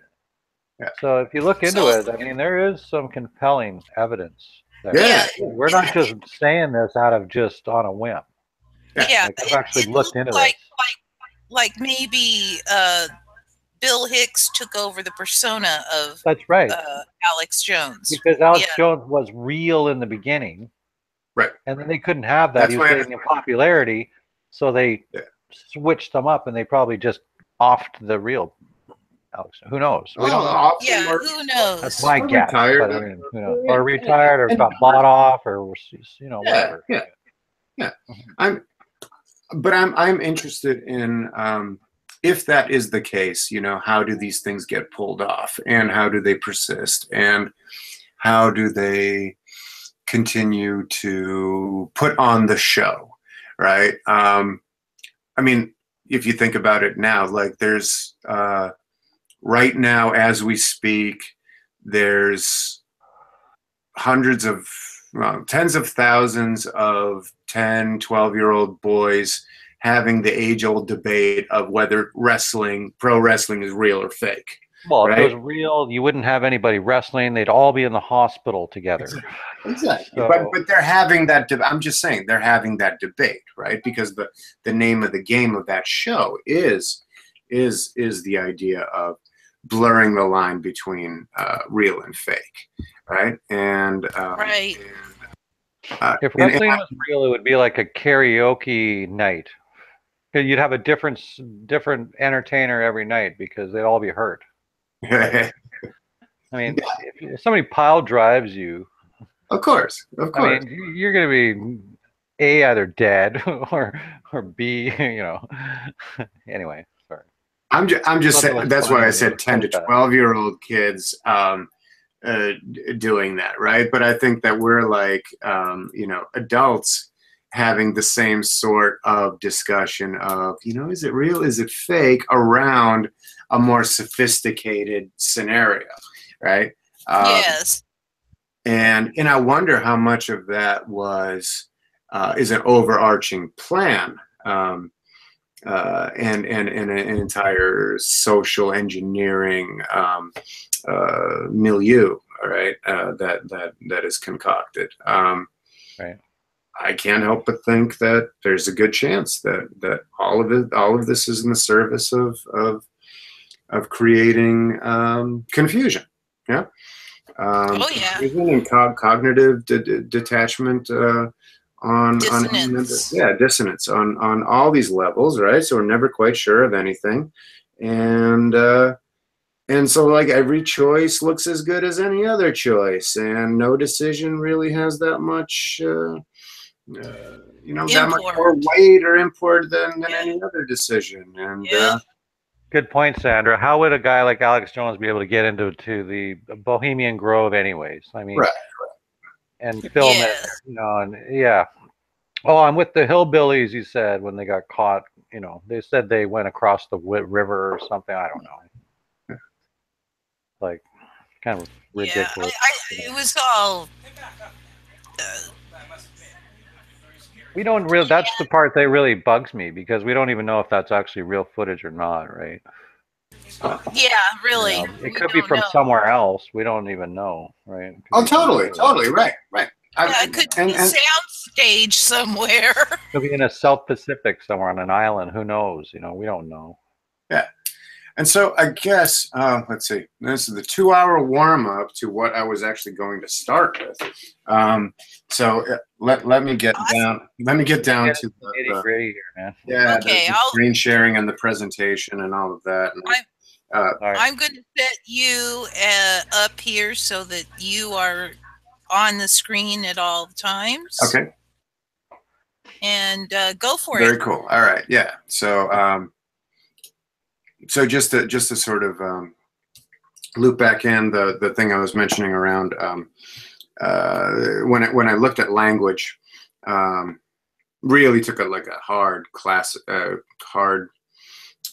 critical look at language. I realized there was so many. It was so loose. It was so plastic that you can't really rely on it for accuracy. And so so I started looking at, well, what can you rely on for accuracy? Well, you know, I think the next place that you might want to look to is something like mathematics. Yeah. And but you all can be chiming in, and this can be a discussion the whole time. Yeah, Okay. I don't need you to be muted or out of the conversation. I actually like a lot the feel of this. So it's not really formal. Awesome. Yeah, So, mathematics has a place definitely in defining some concrete elements. The only problem is that you can then take mathematics and fiddle with it to the point where you can explain everything in terms that have no connection to reality. yeah, and I found that is a way that the modern mathematical landscape looks like, and there's several physicists and philosophers who have nicknamed it mythamagics, right? Like mythamagical. Yes. Right. So like Einstein in physics is mythamagic, right? Because it really loads heavily on not on experimentation and physical evidence, but on, hey, if the formulas work out and they seem like they got enough truthiness going for them, then we can take them seriously, right? But I think that's kind of it's a slippery slope, right? Where I think there's something like mathematical poetry or poetics, where you sort of can use numbers and principles of mathematics to do the same kind of thing, like the same kind of poetics that you can with words, right? And they don't necessarily relate to physics or chemistry or reality, right? But yet they purport to. Yep. Certain numbers relate to how certain things come about. Like, for instance, phi, not pi, but phi, right? That's the golden ratio number, right? And when you hit that number, magic happens. Yeah. Not really magic, but magic to us because we don't understand, right? Yeah. But things happen. Energy is created, and it can do, mystical things, right? Yeah. Well, that's why it's such an important number, right? Okay. Especially when it comes to the Fibonacci sequence, it's all based on that number, right? That's right. And I'm this the Fibonacci sequence and the phi ratio is one of these things that that I've been studying and looking at for about 16 years now. And so, and I have a claim to make, and that is that that the way that we tend to eat. Okay, so despite it not being all that popular, right? Like, a lot of people have heard about it, right? And it cropped up as a very important feature in, let's say, mystery school traditions, esoteric traditions, where people were introduced and taught this thing. as something that was other than, you know, there was something special and magical about it, right? So it wasn't distributed, it wasn't common knowledge, right? And it's still not common knowledge. True. It's still reserved in a place of, I don't know, it's sort of still, secret societies. yeah. I was going to say, where they like, keep all of this knowledge to themselves and don't let us have it, because if we do have it, then we can use it, and that's not to their benefit. right. Right. Because we could make this world a beautiful, wonderful place for Yes, everybody yeah. And with this stuff that they keep hidden from us. So, like Amy says, free energy, that right there Yep. would change this entire planet. It would turn us upside down. Yeah. Okay. Yeah. And it would create a utopia where we wouldn't have to kill fish. We wouldn't have to do all this stuff. Not a utopia, but certainly a hell of a lot better than what we've got now. I think that well, it's utopian. It's a utopian vision, and I think a utopian vision is a beautiful vision to hold and work towards. And what the world, like you can't do it too idealistically, right? Because the world, if anybody's paying attention, there's a lot of friction in the world, and there's a lot of just sort of natural difficulties that will come at you, whether they're planned or orchestrated or not. It's just the nature of the beast, right? It's just going to happen. Nothing is that easy, right? And the truer and the more beautiful a thing is, in some sense, the more enemies that thing is going to have. Yeah. Okay. All right. And so I want to show you what I came up with, which is a new way of showing the Fibonacci sequence.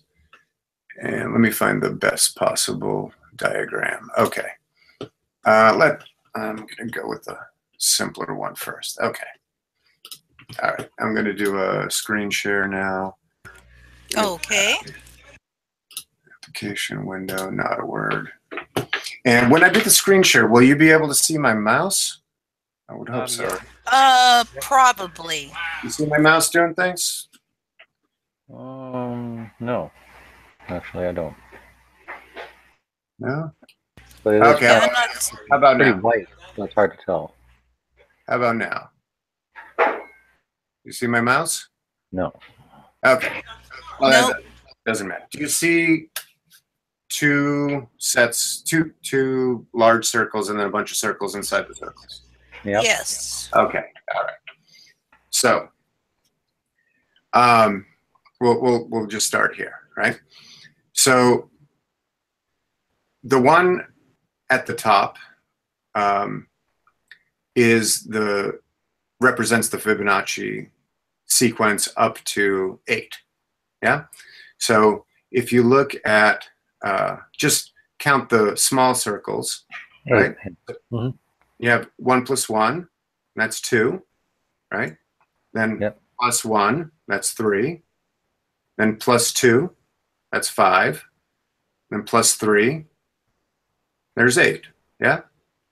Right. And if you keep going and building that way, yeah, where you see that gosh, I wish my mouse could be working on this, but because that'd be great to be able to point to it. But can you zoom in on that? Because the lines are actually rather thin, and it's kind of hard to see. Kind of got to look deep into it. Yeah. Yeah, that's too bad. Let's see. Let me. Oh, you know what? Let me try this. Let me try to screen share something else, and maybe this will actually work a lot better. You are screen sharing. I want to stop screen sharing. Okay. Oh, there you go. That's better. Sharing. Okay. Let me just try to do it straight out of Illustrator, because this way I can just build it, and it'll be. Sorry, bear with me here. Not a problem. Okay.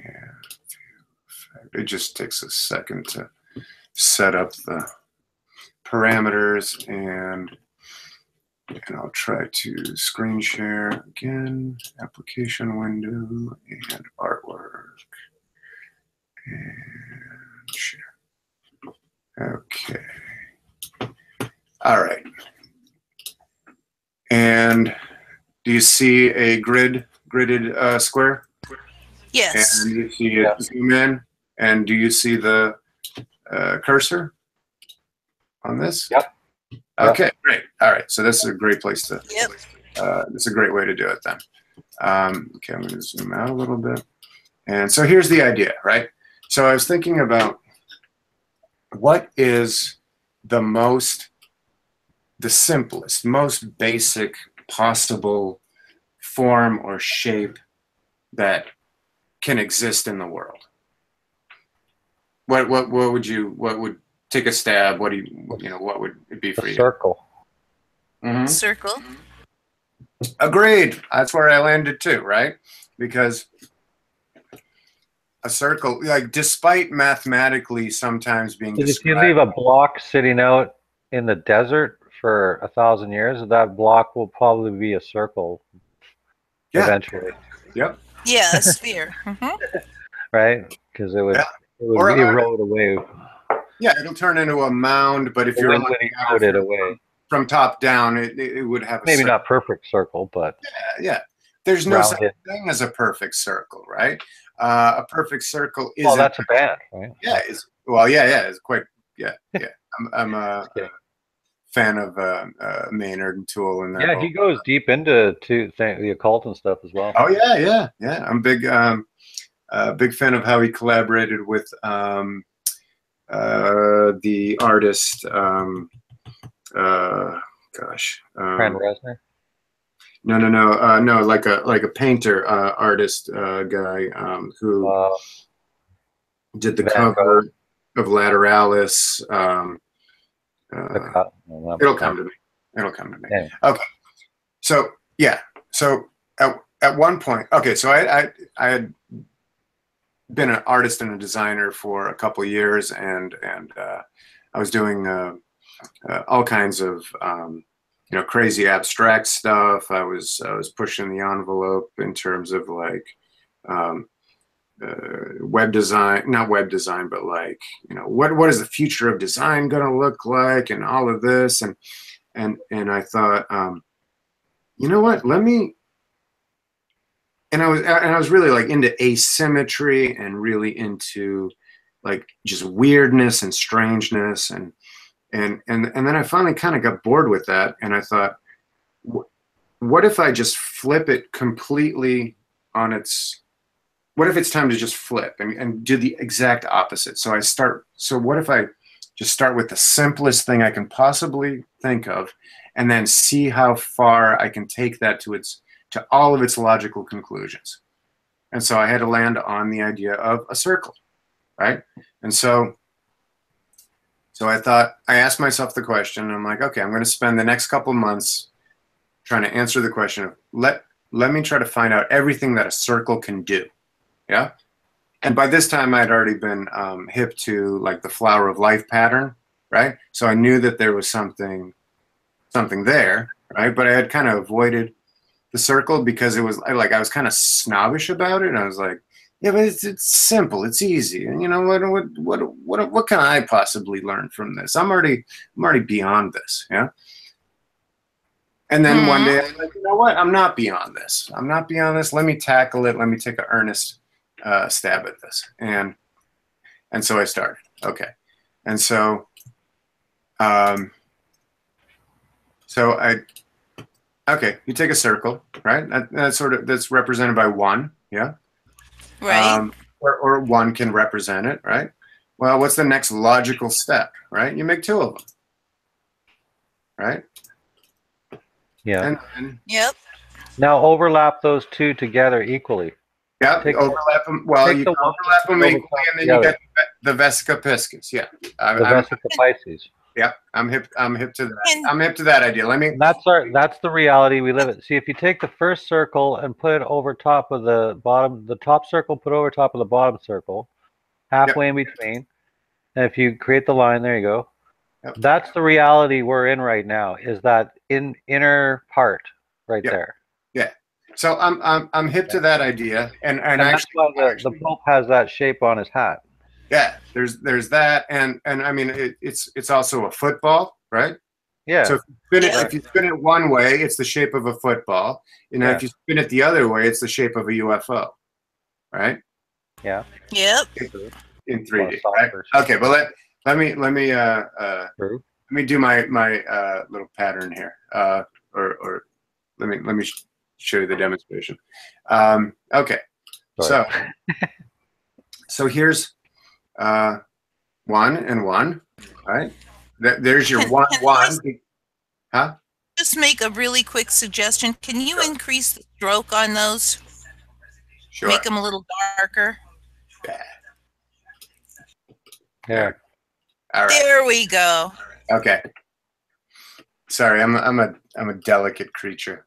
I like delicate lines, but Not a problem. this will work better for YouTube video. Yes. Yeah, so thank you for the suggestion. Okay, so here's basically how it goes, right? So 1 and 1. That's your first. That's your 1 1 of the Fibonacci sequence, right? 1 plus 1 is 2, right? Then you get your 2. Then you take 2 and you add 1, right? And then we're gonna go ahead and frame that. I'll tell you later why we're even framing it or doing that, right? And then we're taking this inside bit, right? So we have 3. Now we're adding 2, yeah, because we're taking the previous, right? And now we have 5.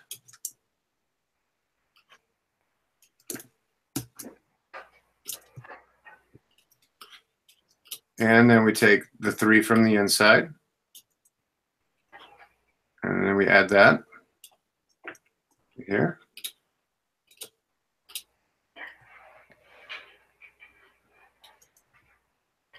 And so.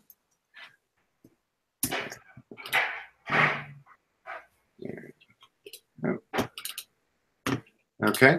And so here we have our first 8. Yeah. Yep. So 1 plus 1 is 2. 2 plus 1 is 3. 3 plus 2 is 5. 5 plus 3 is 8. And it continues to, I won't, well, I can actually do this quickly. So, all right. Then 8 plus 5 will be 13.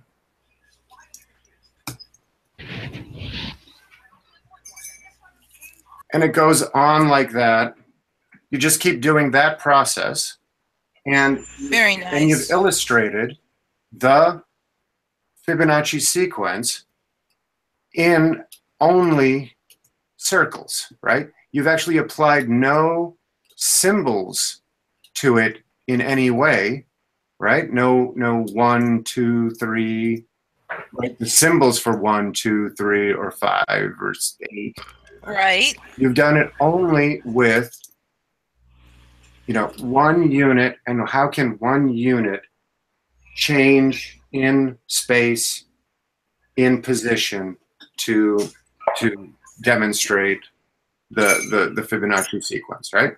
And it actually gets interesting on a lot of dimensions because you can count it from the outside in, right? So here's the 1. Here's another 1, right? There's going to be 2 this size, right? There's your 2. There's going to be 3 this size, right? So you get your 1, 1, Nice. 2, 3. You know, there's going to be guaranteed every single time. There's going to be 5 of these, right? And then there's going to be 8 that are this size, right? So it shows how the Fibonacci sequence works, or the phi ratio works inside, outside. So the outside was really hard. So. That's beautiful. I mean, that is just beautiful. Yeah, thanks. So it, you know, it keeps going. I think a magical thing happens when you get into 12 iterations, right? Because it's 144, which also happens to be 12 by 12, right? So it's 12 squared, Right. it's 144. There's a lot of magical stuff that happens around 144. I think it was Washington's 144 square, or Franklin, one of those two. He had a 144 square. See if I well, can there are the magical, the Franklin's magical squares, and that's a whole other topic. Yeah. Super interesting, but not part of the main point that I'm trying to make here, right? But what one of my points is: have you ever seen this before? Right? Have you ever seen anybody demonstrate this? Have you ever seen this in a textbook? Have you ever seen it written on drawn on a chalkboard? Have you ever heard of anybody explain it this way? Nope. Right? Okay, and here's where I'm just absolutely baffled, right? Because this is so simple. Look how simple this is, right? And look how it shows this, like a 5-year-old could understand this, right? So this is where that question of conspiracy or not comes in, right? If this thing is true, I cannot be the first person in the history of people to have ever come up with this. The probability of that is. I agree. It's impossible, right? So what's going on? Is this thing actively being suppressed, right? Likely. I don't know. I mean, there's like this part of me where it doesn't want to believe in a conspiracy that big, but then again, why not, right? But anyway, I feel like I think that this conspiracy really is that big. Okay, I think it might be. I think it might be. I think you might be right. But I'm just saying,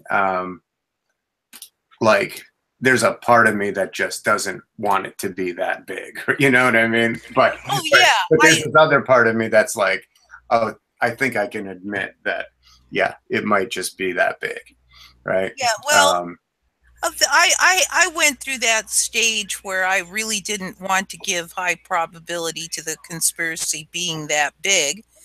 Mm-hmm. But the more evidence that I collected and the more it explained what I saw, I had to say, this has got to have high probability. Okay, I give a really teeny weeny itsy bitsy probability that it's not, but it is so close to 0 at this point. I call it 0. Yeah, so I'm trying to scroll through and land on. Okay, is this one showing up pretty well? Yeah, that one's showing up reasonably. I don't know whether the people in the the chat can see it, but I'm sure they'll let us know if they can't. Let me see if they're actually. Oh, there it just went like that, but there we go. I can make it. If I zoom it in over here, then that probably helps. Yeah, that's helpful. Yeah, that looks good. Okay, great. All right. So basically, what this led me to is a form of logic of just taking something, anything, a unit, right? This circle, right, becomes a unit, right? It represents the ultimate, simplest, most beautiful unit that could ever be worked with or started with, yeah? And so again, like, what is everything that this could possibly do? Well, this is just another variation of if it goes 8 tall, yeah, you're looking at. I'll get back to the idea of the kernel in here, right? Of the 2 circles, the 2 same size circles, and the 1 circle surrounding that, right? Because I think that this is the key. This is the absolute key, because that little bit happens in every single variation that I've come up with, and so it. Anyway, it's loaded. It's absolutely loaded, like a seed of an oak tree, right? Right. It has all of the information, like in compressed down into that little tiny thing is all the information to manifest this really big thing, right? So that sort of thing is in play here, right? So this version is of the algorithm, or this is just a simple arithmetic progression, right? Where it's just 1 plus 1 plus 1, right? Is 1 plus 1 is 2, plus 1 is 3, plus 1 is 4, plus 1 is 5, plus 1 is 6, plus 1 is 7, plus 1 is 8. Yeah. But what it does is it also works in terms of areas. Yeah. So that first circle, at the very base, the smallest first circle, right? Mm-hmm. Let's say that has an area of 1. Yeah. The next biggest circle will have an area of 4. The next one will have an area of 9. So you're just squaring them, right? So you've seen. Nice.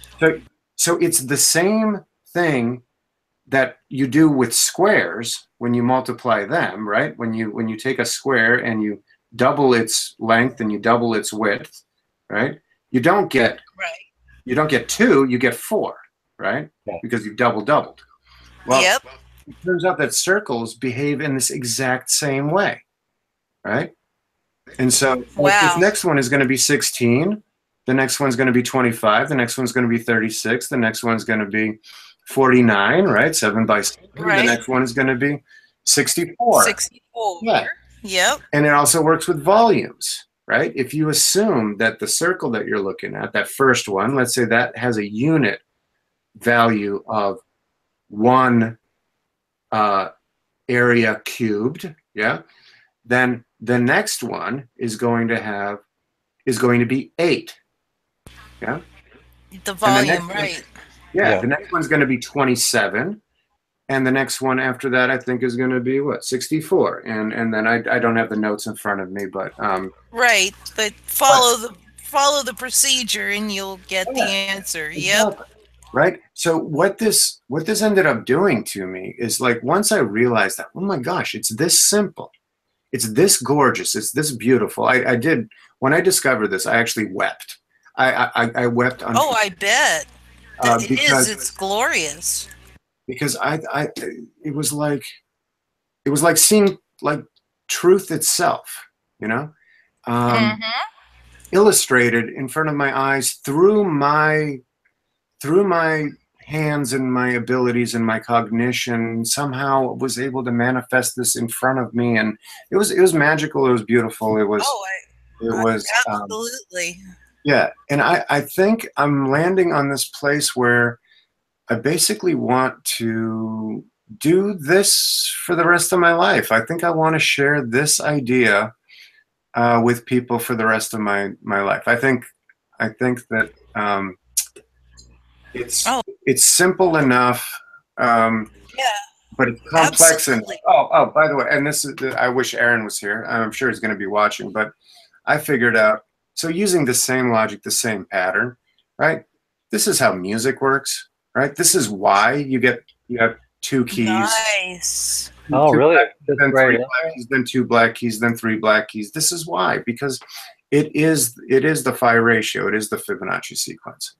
Wow, that's amazing. Nice. It has everything to do with why octaves are octaves, why the decimal system is the decimal system, why the standard system is the standard system, why 13 relates to 12.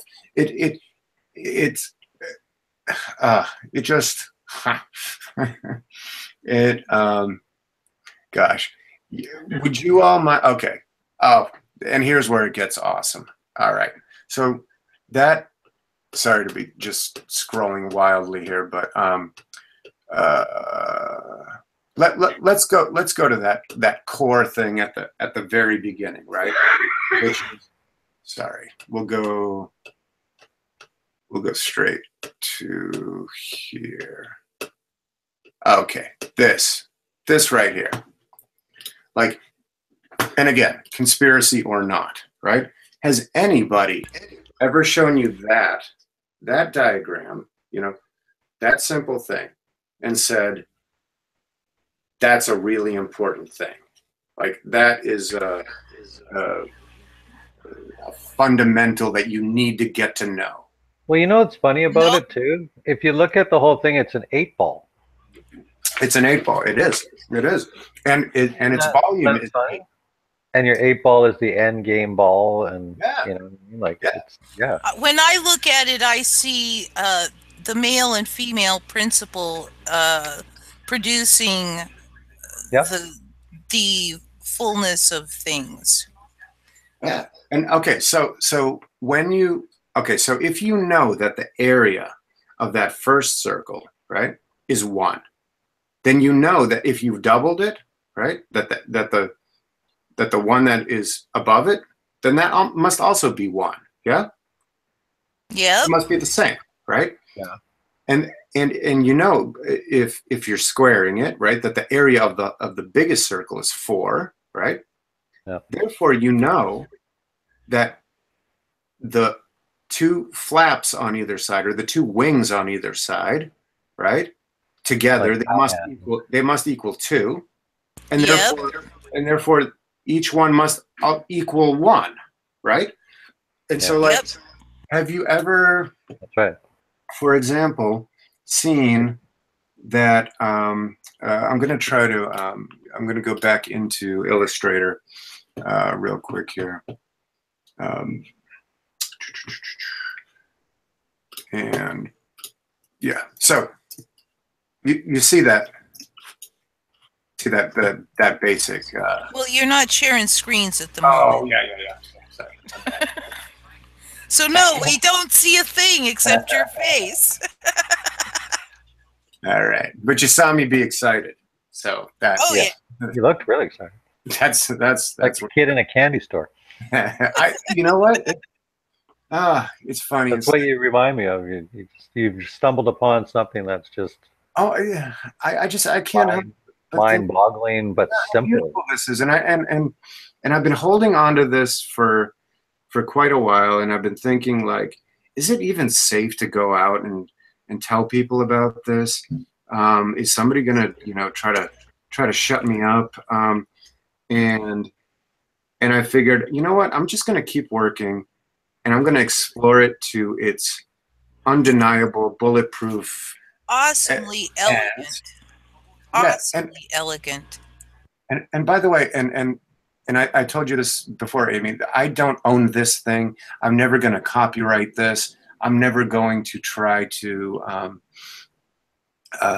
do anything greedy around it, other than use it as a platform to maybe, like, you know, get invited places to talk about it and show it, because there you go. Because I know about it and I've spent so much time with it.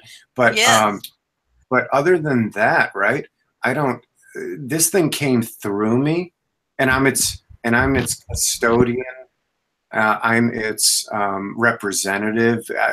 It owns me. I don't own it. You know, it. It's bigger than me. Yeah. Anyway, so you see that you can see my cursor. Yeah. Okay. See here it is in here, but it also repeats itself in here. It repeats itself in here. I was just looking at that, and I noticed that as it goes up, it repeats itself, and then there is a single circle in between each Mhm. repetition. Yeah. Yeah, and it's fractal, right? Yes. This is like, okay. Do you all remember when fractals came out? Yep. Like the Mandelbrot set, when they finally had the computational power of a computer to get fractals to show up in some kind of a competent way, right? Yep. I know a little. I know a little bit about the background around that, where we're like French mathematician Poincaré had Yep. actually stumbled upon this, right? And he started plotting it, and he started to get the ghost of something happening. But what he needed to do was like 3 to 5 more million iterations before he got an image to show up, right? Where a computer Yes. can do that and like crunch that in like Milliseconds. Yes. So it wasn't only, it wasn't until technology caught up that it was able to just, pop into existence, right? And in a way, like this whole thing maybe couldn't, okay, I think this could have shown up. I think this actually did show up in ancient times. I think the ancients knew about this, no problem. I don't doubt it.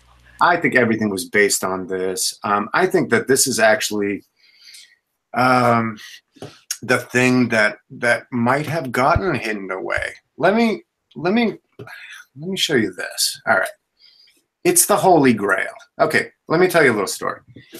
It's like this. Let's say the Holy Grail really was a cup. Yeah. Let's say it really was like a chalice made of gold, or whether it was simple or bejeweled or whatever, right? Let's say that that's what it was. And let's say that it held, it carried the blood of somebody or something from somewhere to somewhere else, yeah? And let's say that it got discovered, right? Like, and then somehow authenticated, right? Well, what would happen then, right? Well, it might end up in some museum, right? It might end up at the British Museum or at the Smithsonian, or it might make a world tour. Okay. Let's say then, tens of thousands, hundreds of thousands, millions, tens of millions of people come out and view this cup. Yeah. And they look at it and they go, it's a cup. Yeah, I saw the cup. And they could tell people around the water cooler, oh yeah, I went to the show and I saw the cup. I saw the Grail. Yep. Right? But what would it actually do for them? Like, would it do anything? It's like, yeah, it would be like just like any other thing, right? I went to go see the tomb of Tutankhamun. I went and saw the Monet exhibit when it came through, right? It would be just like any other thing. And of course, there would be all the people that go, that's not the real one. And, well, no, but I believe it's the real one. Or like the Shroud of Turin, right? That kind of a phenomenon. Like, and it would just fade into obscurity, or it would just become a part of the mundane fabric of everyday life, right? Yep.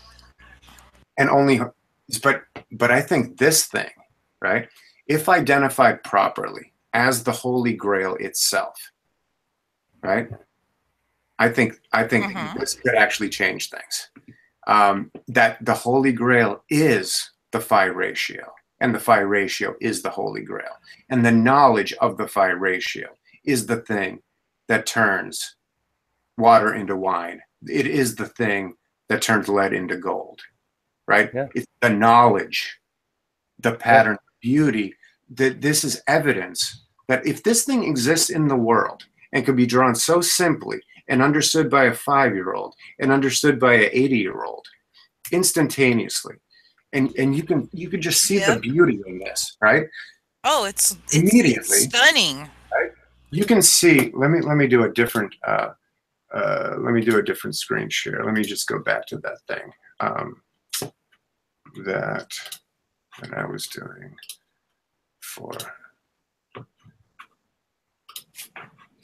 Okay, because I have. It is. Okay, so here's the Mandelbrot set. Yep. Right? You see the relationship, right? I mean, you can see. Oh, yeah. I have one that has the two overlaid next to each, one on top of the other. Guess what? They lock. They phase lock, right? Nice. Here, this is called the Buddha brat, right? And this is a different way of rendering and calculating the Mandelbrot set, where the whole interior gets sussed out or filled out, right? Wow, And nice. That's really neat. Yeah, this thing lines up perfectly, right? We'll get back to that. But things like, you know, you take that and you place it over things. I've done this thing where I've taken that as a wireframe, and I went to like Egyptian hieroglyphics, and I just started placing that as a filter over various inscriptions, various drawings of gods and this. And guess what? Their arms and legs and the angles at which their arms relate to each other, it all lines up. It's phenomenal. Okay, it's the I Ching, right? I mean, the I Ching, the Yin and yang. the yin yang, the Tai Chi Tu, right, which is called the supreme ultimate. Yeah, Right. This is that seed that builds both the Fibonacci sequence and the exponential function and the arithmetic function, which is kind of like the three main ways of counting or that math and geometry exist in the world. Anyway, one of these ideas is that geometry is actually superior to math, right? Like geometry first, and then math is just the shorthand, right? Numbers and things like that are just the shorthand on top of geometry. Yeah, they're just a way to shortcut calculations. Yeah. Anyway, I'm super excited. I'm super. Oh, yeah. I finally got around to this main point here, but all right, let's look at this. Go back one quick second to that last one you had. No, the yin and yang symbol. Yeah. Where those circles are in there? Well, that's how what numbers do they line up on that? Oh, okay. Yeah, this is. Thank you. That's a great question. Okay, so let's go ahead and. Can you superimpose that double circle, the 8-ball looking thing, over top of that? I'm just interested in seeing where those. This is the numbers. Those circles. This is the 8-ball looking thing, right? It's right. It if you picture a line around if you picture circles in there, yeah. Yeah. I can. The exact same thing. Yeah, probably fastest way to do it is actually I want to make a point because a lot of people. I don't know how big the little circles are, though. Are they same size? I can let me try to answer this super quick here. Okay. Can I just? Yeah. I'm just going to interject something here. It's yin yang, not yin yang. Yin yang. Yeah. Yes, it's yin yang. Okay. No, that's what it goes up your yin yang. Up your yin yang. Okay, so there's your two circles, yeah. Yeah. Yep. Okay. There's your double Vesta Pisces. I mean, yeah. Right. Yeah. Okay. There's that. We're gonna make them just be the same. Now, if I make this, fill this black, fill this white, and I fill that area in black, and I fill that area in white, then you have your yin yang. Yeah. And I can do that real quick this way. X. Oh, come on. X. And V. And we'll make that one black. Make that come forward. And we'll make that one white. And we'll make that go back. And we'll change that stroke to white or to none. And change that to none. None. Okay, it's I'm trying to go too fast here. I will event. Ah, there it is. Okay. So there's your yin yang. Here's an interesting thing about the dots. If you take a dot of a certain size, and it's a very logical way to do it. If the whole circle is if the area is 100, yeah, then and a circle and the little dot here would be 1 unit. I mean, you can make it any size that you want, right? But I think there's kind of a sweet spot here, right, where you make it 1 unit, and this one will be 1 unit. What it ends up being is, 100 total. Therefore, half of it is 50, so it's 50-50. Right. But if you then subtract these two, then you're dealing with 49, right? And 49 is 7 by 7. So it's a perfect square. There's just a whole, like, once you, here's what my number one piece of like takeaway would be. It would be, take the basics of this concept. Get yourself either Illustrator or a program similar to this. And then just start playing, start doing, start thinking, and follow your own path of what's the next question that the thing is asking you that it wants to reveal about itself. That makes sense, yeah? And you do that, and then it just leads to the next question, and the next one, and the next one, and before you know it, you've spent 12 years on it, and you've learned a hell of a lot, and you've I think I hope started applying it to the world around you, and you just start thinking and being more clear about the world. But maybe that's that, at least that's how it's worked for me. I would hope that would be something that would work for other people. I think it would. I think what you've presented here is absolutely gorgeous. I'm stunned. Yeah, it's neat. Yeah, it's really, really. Thank you. I think about it. Thank you. Gosh, it's like this is one of I am at the end of the day, I am a little shy.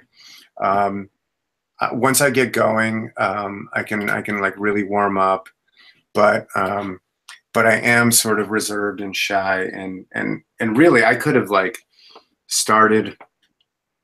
just jumped right into that right off the bat, and in a lot of ways I was thinking that that's what I was going to do when I came on the show. And then I just sort of hemmed and hawed for like 2 hours, and we had really great discussions about good stuff, but yeah, I'd probably have another 2 hours easy to show about going into more detail about. Yeah, for sure. We'd love to have you back. I guess it means you have to come back. And maybe this dragging my feet a little bit was my unconscious ploy to be re-invited, so that I can like look at this, analyze it, really streamline it. Well, you're more than welcome to come back anytime. It was very interesting. I mean, I've never really looked at that before, so it's the first time I've seen any of this, and I bet everybody in the chat it's the first time you've ever seen anything like this. So But okay, so That's isn't great. that weird though? Like Well, once no, it doesn't surprise me Yeah. at all. To be I honest with you, know. Bart, it doesn't Yeah. surprise me because did we ever learn about electromagnetic frequencies and sound vibrations in high school? Yeah. No, unless you took a No. Oh no, no, specialized no, no, course no. in. Did I ever learn about them? No, no, No, no. not in mainstream science, but you have to take a Never. specialized course or something, Yeah, right? yeah, yeah. But other than that, no. I mean, that's the things that these people have kept from us, and it's been that way for a very, very long time. Yeah, yeah. And I I think don't know if you believe in the Atlantis theories or not. I don't know who originally said Plato, apparently, but or Pluto or whatever, whoever it was. Mhm. But they had technologies back then that we don't have today, and we can't replicate things that they've done, like the pyramids, the Great Pyramid, right? We can't even replicate that. yeah, And yeah. when you're speaking of the phi equation, that's embedded in the pyramid. Absolutely. Absolutely. Tons of things Oh. are embedded in the I mean, that's the pyramid. whole basis of that structure is based on the phi and the Fibonacci ratios and stuff. That's right. So That's right. it's a living thing. It's actually made of coral limestone, right? And it's actually a living thing. I have a note here. I have a note here that basically sums up the idea of gosh darn. I had it phrased quite nicely. And it's about when phi is discovered in these various structures, in these in trees, in waves, in lunation, shells and leaves in everything, yes. right? The beetles and everything. Yeah, but then especially in man-made stuff, right? It's not the case. It's not always the case that phi was included. It's the case is the point that I would argue is that phi is so powerful, so ever present that it cannot possibly be excluded, right? Right. So no matter what you do, it's going to show up, right? Unless what you do is purposely design things to exclude it, and in which case you would come up with something so disgusting and obtuse that no one would ever want anything to do with it. Right. Yes. So I think there's something like that. Imperfect, right? Is what the term. Like that would be like something that the Podesta brothers would want to put in their art collection, Yes. Exactly. Yeah, these high-end, yeah. I mean, yeah, well, yeah. I mean, what I mean is the kind of piece of artwork where phi is excluded. Yes. Right, like abstract stuff. Yeah. Yes, Mm-hmm. discordant stuff. Yeah. Yeah. Exactly. Oh my gosh. Well, the clock just struck 7 for me. I am willing to I can go for another hour if you all wanted to. I know that you're not feeling well, Ian, but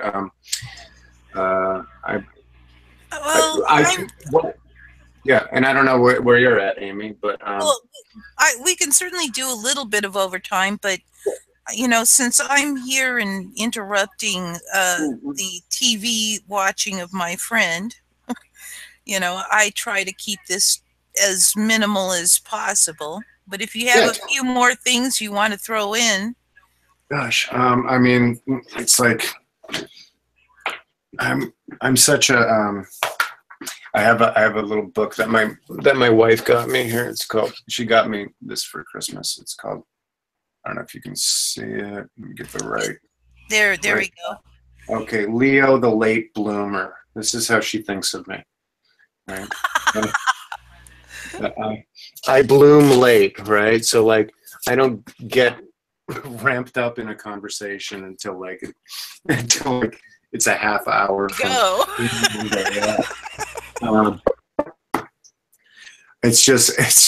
have to laugh. It's just classic me. This is one of these things I have to call out. I have to then look back at myself. I'm going to have to shore that up, improve it for next time. But I felt really welcome and really appreciated in this space that you all have created in this little corner of the interwebs. And well, I really think you should get. I really think you should do videos and you know, just go over your findings and stuff and share. I really think you're a good speaker, and you know, I've been listening to you for 3 hours. We let you go, and you know, wasn't any shortage. Thank you. That is really encouraging, and I was really thinking about this opportunity as like this, like, you know, bursting through moment for me where I'm sort of handheld by two folks that like I came to know and trust Amy very, very quickly, and then I came to know and trust you, Ian, just by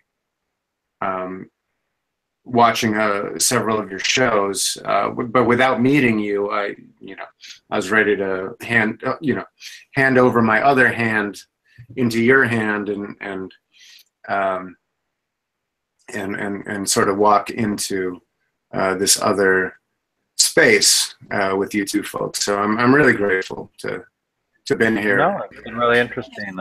Absolutely, and we're hoping that Aaron can be with us the next time around. Yeah, he should be back next week. Yeah, be on his channel again. Next time we have Bartomon, TheBartomon. I'll just Bartomon, like Bartomon. Yeah, like Pokemon, Bartomon. Yeah. I just want to give shout out to the people in the chat tonight. It's been really very talkative chat, that's for sure. Yes, it is. Joanne Galvin, thanks for being here. David Lang, these are all our moderators now. Looks like we've got a whole army to kick out the trolls. Karen McCardle, I think she went to bed. Broadsword, yes. Thanks again. Sandra, she's gone to bed, but thanks again. Mark showed up. Global Agenda, thanks. Lady Zaga, pleasure as always. Blue Blood, thanks for being here again. From Death to Life. From Death to Life, Greatest Potential. Death to Life, we'd like to have you back on again sometime for a good chat, maybe next week. That'd be awesome. Let us know. Who else am I missing here? I'm not seeing anybody. Karen, did we get Allison Twiss O'Neill? Oh, yeah. Allison Twiss, yeah, she went to bed, but thanks. Big thanks P. Again. The Big P 99, awesome. Broadsword. Yep. And yeah, a lot of good people showed up tonight. It was awesome. Yeah, we only had to kick out one person, yes. Yeah, he was going on about this and that. Yeah, I really took my eye off the chat when I was doing the screen share. It's hard to concentrate on both. Yeah, but I'm gonna. I just want to double check to see how this works. I'm probably a little bit more interested, a little bit more invested in, analyzing the whole thing, and because I was, actually involved, right? I just study the hell out of anything, right? But I wonder, does the chat stay live? Like, no, we're only in the broadcast. The chat stays live, or no, it won't be live, but we'll still be in the chat. Yeah, we'll still be in the hangout. He's talking about the chat. Yes, the chat will stay live for a few minutes after we stop broadcast. Gotcha. And you should be able to scroll up and read to a certain extent, but I don't know that you'll be able to read everything that was said tonight. And but until you close it out, you should be able to see whatever it gives you to see. Is there any way to make the chat a feature of Okay, so like this is once we're done, we shut this down. Then it becomes a video that's like a 3-hour video that lives on your channel, Amy, right? And then Right.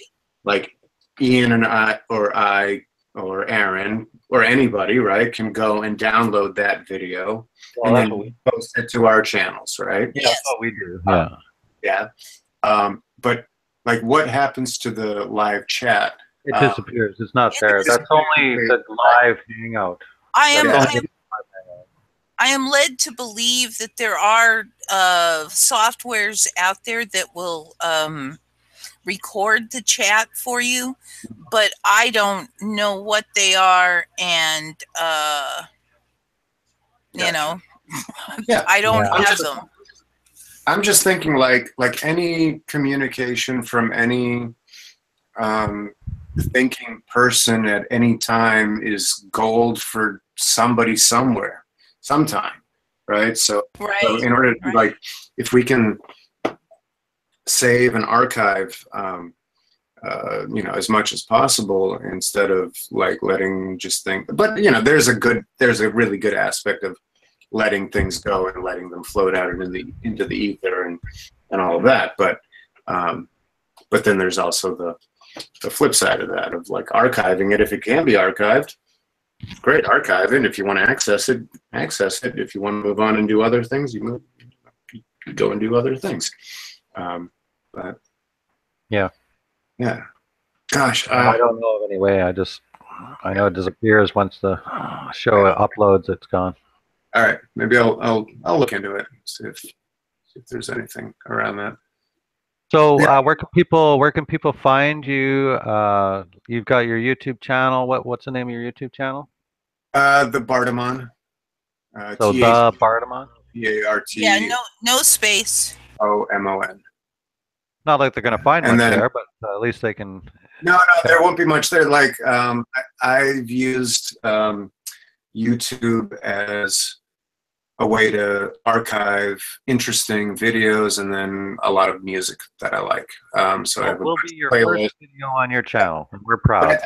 But I think but I think I'm going to start using it in this different way. I actually have a idea for a similar kind of show. I even have a name for it. I even have started on the graphics for it. It'll be called the Faux Show. So What? Faux, the Faux. Like I really like this FAUX. Like faux. Like I'm a painter. I'm an artist, right? So, Right. Oh, and anybody can check me out at www.bartomon.com. You can see my whole. Not my whole portfolio, but a lot of my artwork out that I've done. I thought I was gonna screen share that at some point, but Bartomon.com. TheBartomon. Bartomon.com. No, the in the. Yeah, It's no, Bartomon. just B-A- Bartomon. Yeah, just 8 letters. BARTOMON.com. All right. Good stuff. Yeah. Any final thoughts, Amy, before we wrap her up?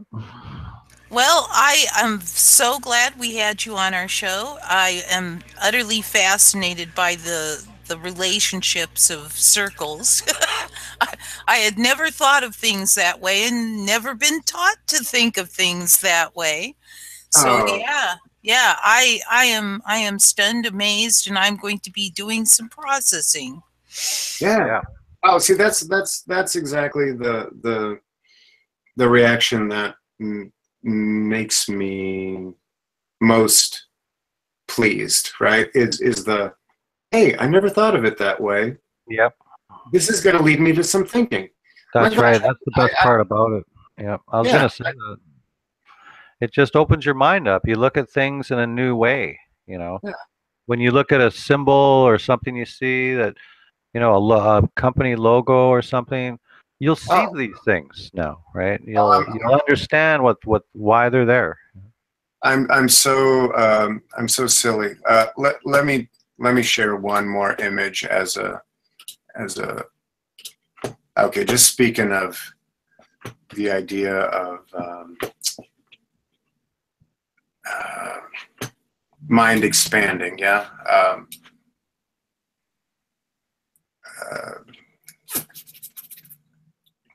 Be right there. Yeah, you see, there's the numbers there. You had that photo right there. Yeah, That was my question. there's the Holy Grail. Next time I'll show you. Okay, there it is. Okay, so that pattern, you overlay it over anything, especially anything important, like a brain, right? And you find that it matches. It matches up. It shows you why things are in the proportions that they are, why they flow the way they do. How you can, it's a way of grouping things, and it is the mind looking at itself, right? It really represents that. That's funny how you see the Baphomet head down there, in there. Yeah. Just go up from the bottom, and you can kind of see a Baphomet shaped. Oh yeah. Oh, have you all come across this guy lifting the veil, Cullen something or other? Yes. We know of lifting the veil. Yeah. Yeah. There's two guys though, right? Lifting the veil. Yes. Yeah, Colin Smith. Yes. Yeah. And the nasal plate bone and the monarch symbol. Have you come across that? No. That's some good stuff. Yeah. There's like a hidden nasal bone. It's a skull bone, right? But it's one, like, if you're just looking at a skull, you don't see it, but it's a bone that exists, but it's in the skull, but it's behind the front of the skull. And it is the butterfly. It is the monarch butterfly. It is the mind control symbol itself. Yeah. So if you get a chance, check him. Right. Cool. He blew my mind with that one. I'm beginning to think it's about time to put the show to bed for tonight. Yeah. All right, folks. Thanks again. Absolutely. Thank you, everyone. And Ian, I'm going to set you up for the extra or the outro, or what? I said I'm going to set you up for the outro. Yep. I'm almost ready. All right. Let's go for it. Thank you, everyone. It's been a wonderful show. And thank you again, Bart. It's been glorious. And thank you for having me. It was like excellent show. Hey, good night, everybody. See you next time. Good night, Ian. Good night, Amy. Okay, let's mute our mics. All right. Thank you, everybody. Everybody who came out.